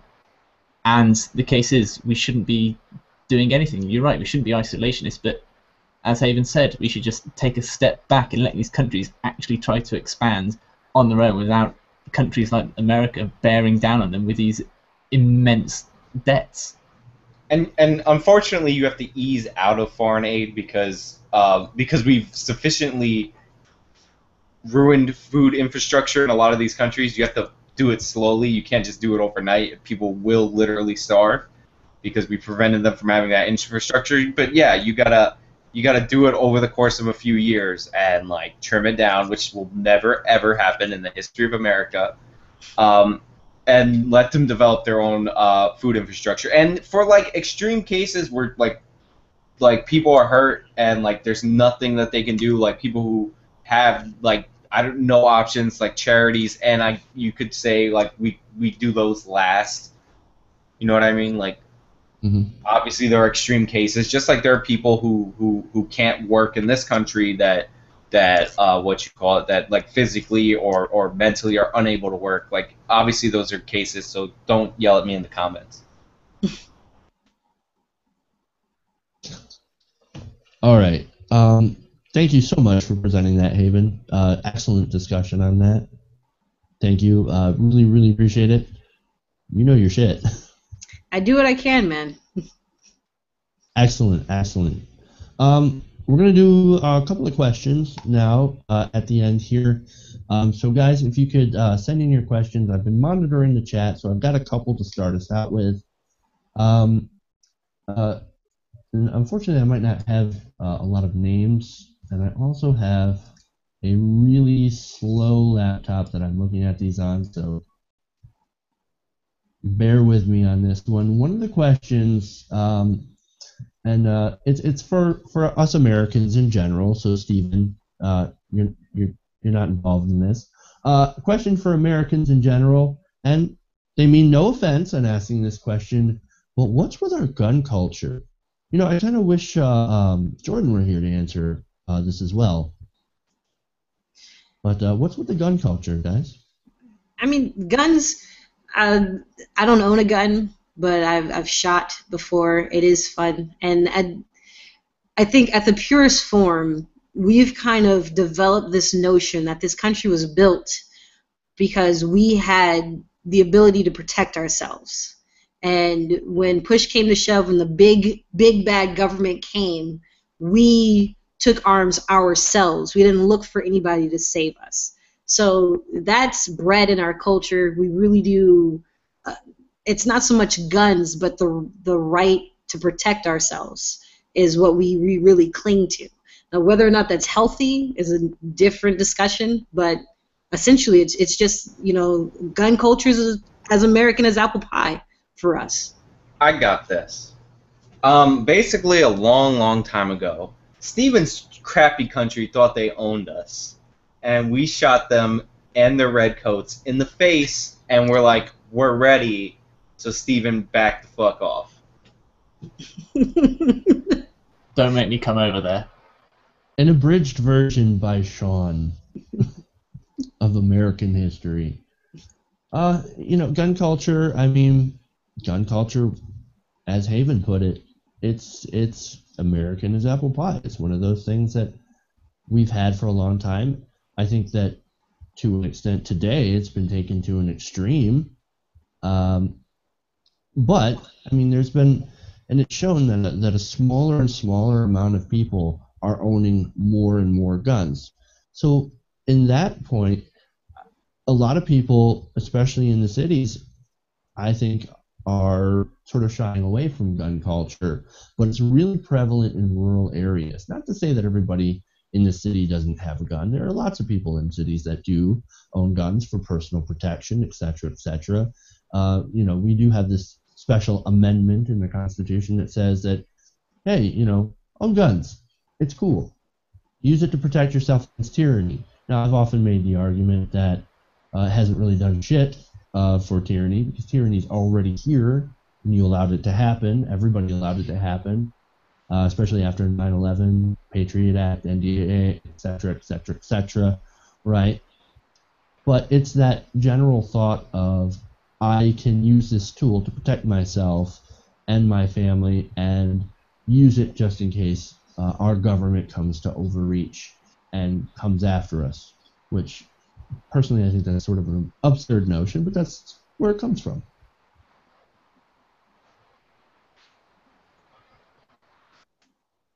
Essentially, it's all Steven's fault. That's what we're saying. Way to go, Steven. I will contend that then, because I live out in the countryside, and I've got a number of friends who have gone to agricultural colleges. They go shooting their own shotguns and stuff. But it'd be arguably kind of the first Americans who, it's the Second Amendment that I think has caused people to fetishize kind of the notion of firearms. If you didn't have that Second Amendment, and it could have been worded very differently, but had the same sort of protections that involving guns, I think it had been worded differently. And yes, I am going to shit a bit on your founding fathers a bit, because I think they couldn't have foreseen this. They certainly didn't foresee assault rifles, but they did cock up. And I think if that had been worded differently or phrased in a different way, there wouldn't be as big a gun culture and the fetishization of firearms, that's a mouthful, in America, because no other country has your problem. And I don't think, as far as I'm aware, no other Western country has a Second Amendment. There would be a fetishization of it, because whenever there's a major corporation behind something, you're going to fetishize whatever the fuck it is that they're selling. If they were selling fleshlights, people would be fetishizing the fuck out of it. You would see fleshlight commercials on and during the Super Bowl. So, a lot of it has to do with corporation. Like, it's, as far as gun culture is different from gun fetishization. You know what I'm saying? So it's like, there's a lot of fear-mongering in this country, where you have the fear of the other, where you don't trust your fellow citizen to do anything. Everybody else is stupid. You know everything. Everybody else is crazy. Everybody else is a fucking rapist. That's something that's been garnered through our news organizations, through the NRA. For fuck's sakes, they're trying to scare blind people into buying guns now. Wait, I got to address what Steven said, because here again, A British man is trying to disarm Americans so he could take over. So just remember, that's all part of his plan. If you guys had worded it a little differently, maybe we would have stayed after the War of 1812, right? So you know what, Stephen? Back up. We're not going to take it anymore, and we're not going to fall for it. America. Better sleep with one eye open, all of you. All right, so Flintstone and Tom actually wanted us to bring up the Udall Amendment. It wasn't exactly a question, but it is just pointing out that the Senate Democrats, actually led by Tom Udall, are actually trying to amend the Constitution in order to overturn Citizens United, which I think is absolutely amazing. The Senate Democrats, it's called Resolution 19, or SJ 19. It would add the 28th Amendment, stating that Congress can regulate contributions and spending in federal elections, and it would also give the state governments the same authority in statewide contests. Now, Udall told Roll Call that he's going to be pushing for a vote on this before November. Rick Hasson, a law professor at the University of California, Irvine, is not exactly, I should say he doesn't think that this is really going to happen. He said, quote, "This amendment has no chance of whatsoever of being adopted," which is really sad. But this is an attempt, I think, by Tom Udall to be able to push this to the forefront and actually get more of a national conversation going when it comes to the issue of campaign finance. Now, what do you guys think about this? Joe Garrow votes. He wants votes. Like, it's that simple. Like, he's not going to pass it. The amendment, the way you read it, doesn't sound like it's as strong as you guys would want the amendment to be. It's a show thing. Like, I voted to get money out of politics. My opponents didn't. Like, it's not going to pass the House. Not going to pass the Senate. There's a reason that the Wolfpack strategy doesn't involve the House and the Senate. Right. Oh, so I guess Sean's going to be the Scrooge for this segment. It's good to know. Well, I was going to slightly agree that the only purpose that the Udall bill does is that it brings it more to the forefront in terms of the conversation, that he can bring it up in campaign ads, and maybe some of the political talk shows could talk about it when it fails and say, "Oh, isn't this a silly bill? Look at how badly it failed." Obviously, the American people don't want it because the House voted against it, and the Senate voted against it. But yeah, I mean, he's right. At least he's being realistic that it's not going to pass, not going to get anywhere near to passing. But you're right. The whole reason of Wolfpack is that you can completely bypass a bunch of losers in Congress and get an amendment that way. I think that it does a good thing as far as, well, I don't trust the Democrats to properly address this conversation anywhere. They're going to fuck it up. But if it opens up a dialogue where you make it so it's not about a left thing, it's not a Democratic thing. I don't know if you guys have ever talked to a lot of these right-wing nuts, but they seem to think that the Democrats are the rich elitists that think we're above everything. So it's like they also worry about campaign financing. They also worry about, corporations and unions, which are pretty much fucking non-existent these days, sending all this money into Democratic politicians. So, this is not, if done correctly, it can change the mindset, and that's really the most important thing. A lot of the things that change in America, we put in laws first, and then say fuck it to the mindset, and then that's why you have all this systematic fucked up shit that happens to minorities, because we'll put the law in where it says you can't be a dick to minorities and then never change the cultural idea of that. Mm-hmm. So if we can change the cultural idea of it doesn't make sense that corporation is a person, it doesn't make sense that lobbyists have more connection to our governing bodies than we do. Then my one worry is hard time with that. I've got you may have a hard time with that because some of the opposition on this, and I'm reading straight from the article. John Cornyn of Texas. You wonder what side he's on? He called this amendment an outrage.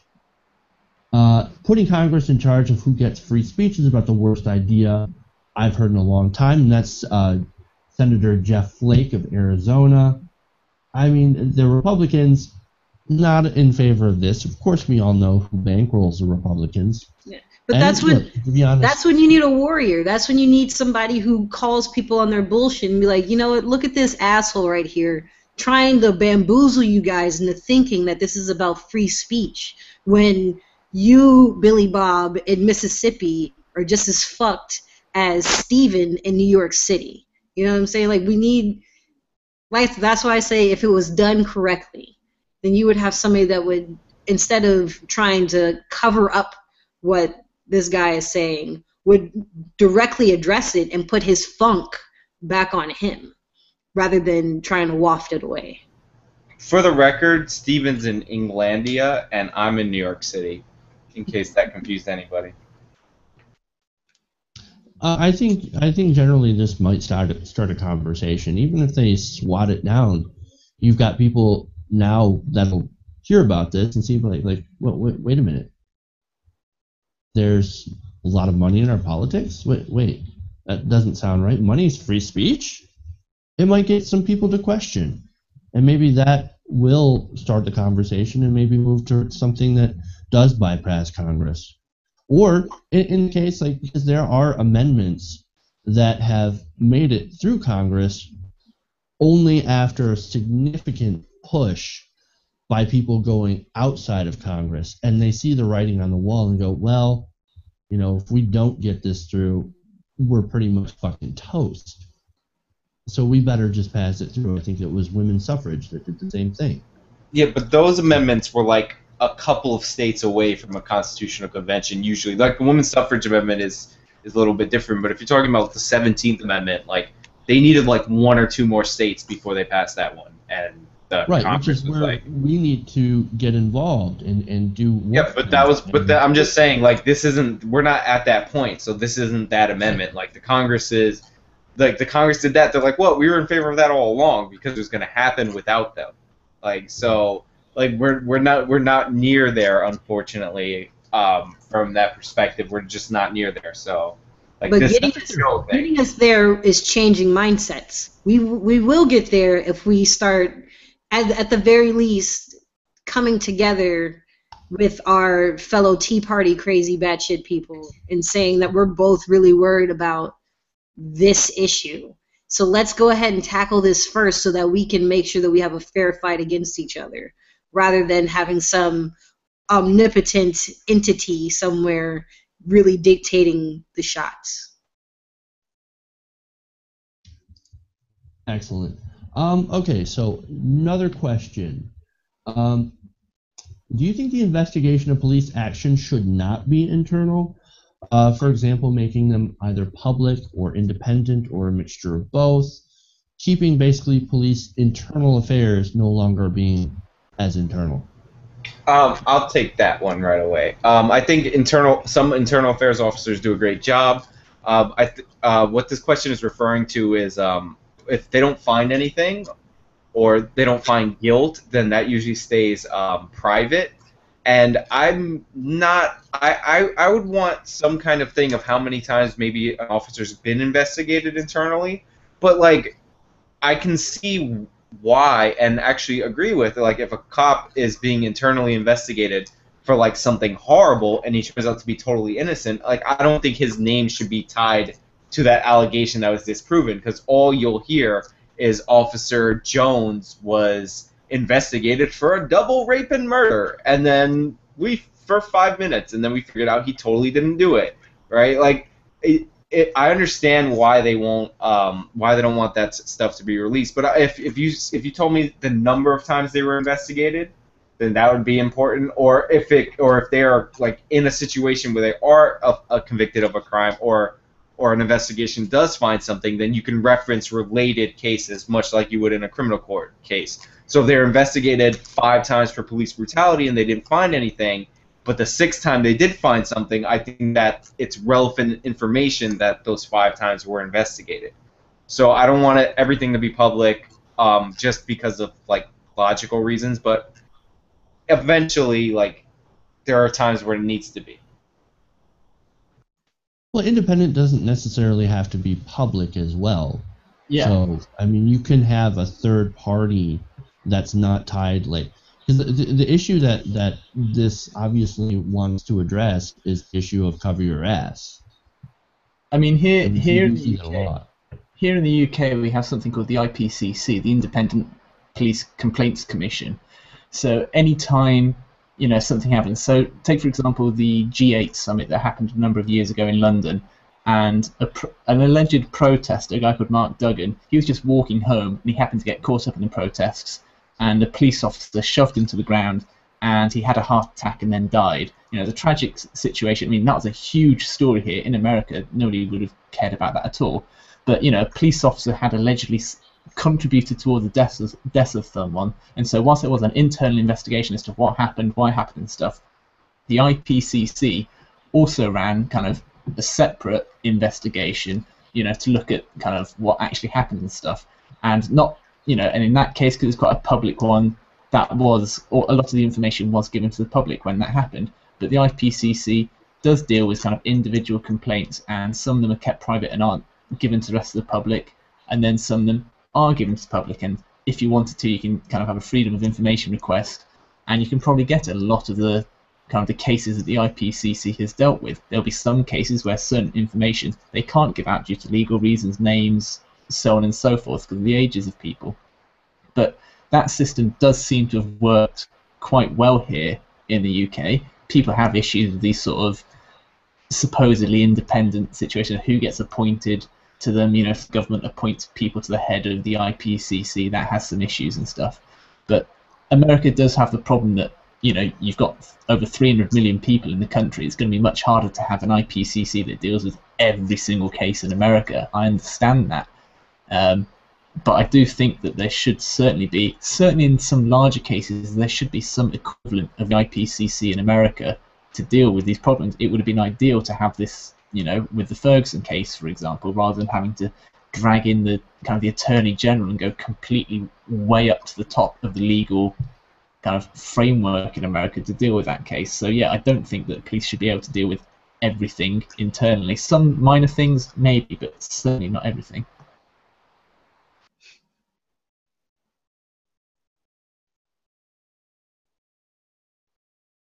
All right.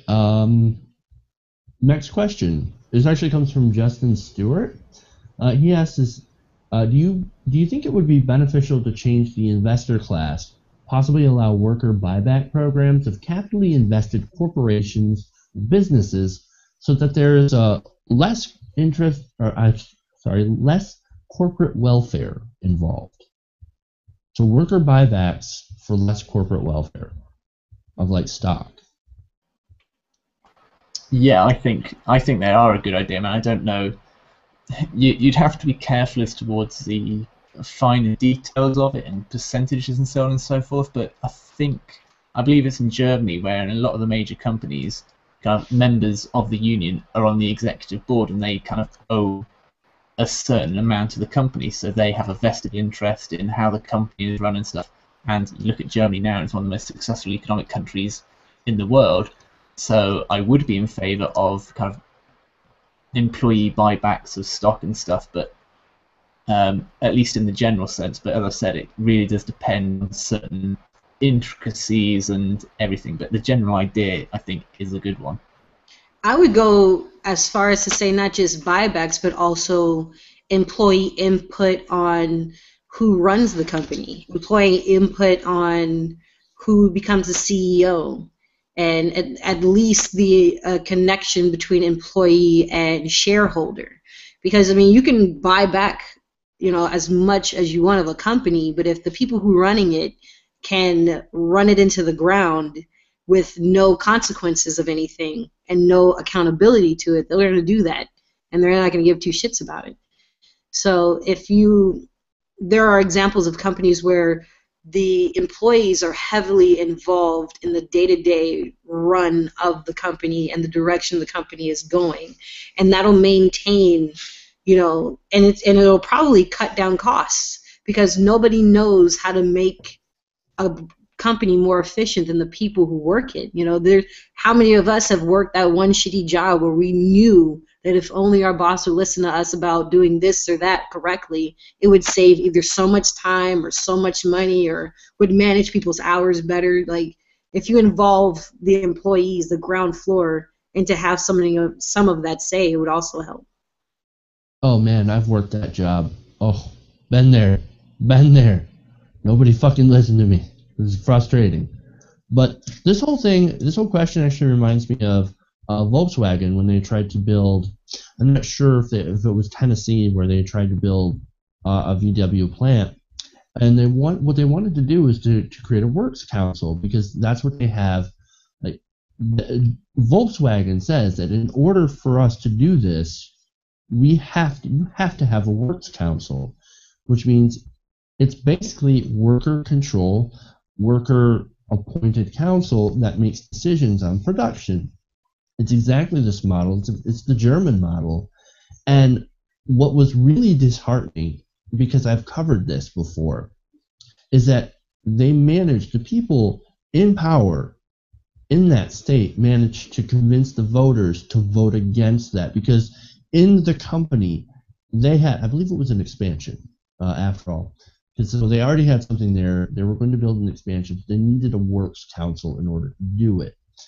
And it was voted, it could be voted on by the workers. The workers were propagandized to, essentially, in order to vote against it. Oh, they're going to take this away. You're going to lose your job, etc., etc., etc. Basically, just bold-faced lies to the people, and they ended up voting against it, which is really sad.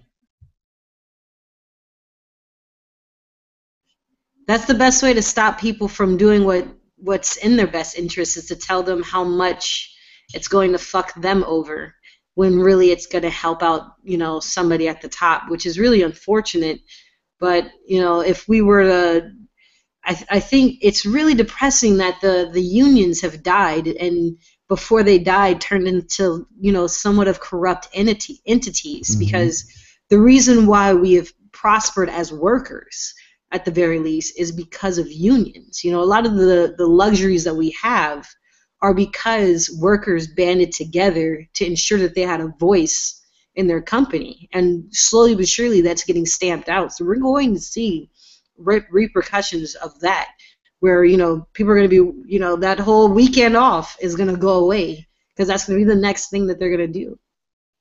And there's so much anti-union sentiment too, in especially like in places where I live. I live in Michigan, which is, close to Detroit. It was a very big manufacturing center. There were factories everywhere. I've worked in several of them, and everywhere you go, there's a very strong anti-union sentiment when you talk to regular people who would actually benefit. And it goes back to some of that, Hayden, you mentioned that corruption. There is a certain thing in the unions that are left, that they've made deals with management in order to keep, some of the older workers. You've got the seniority thing that goes on, where some of the older workers still get the benefits, but the younger members don't.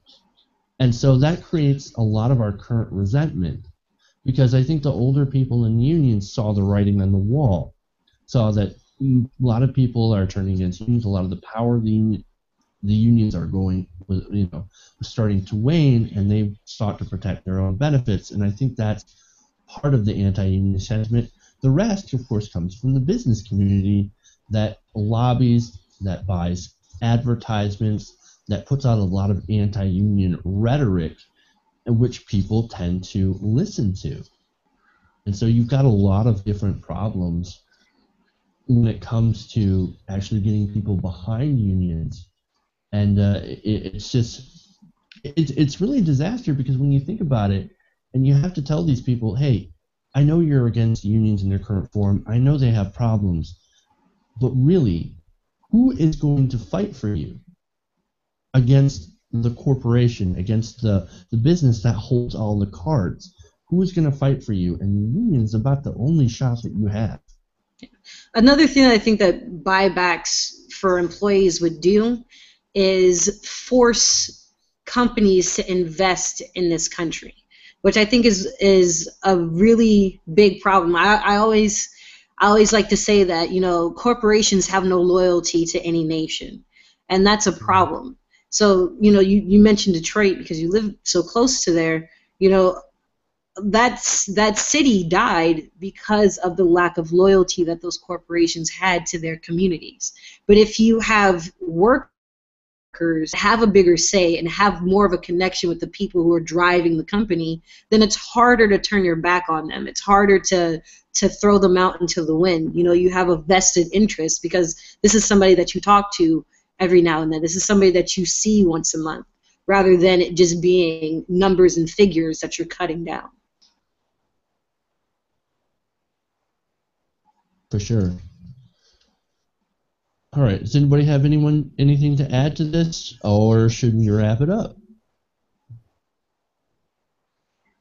All right, we're gonna wrap this up. I want to thank you guys for joining us here, Stephen, Sean, Haven. Lots of love in the comments for you. Thank you so much for joining us. There was actually one question that I didn't get to, which I'm going to do now. TYT Talk says, when can we expect Haven on the panel again?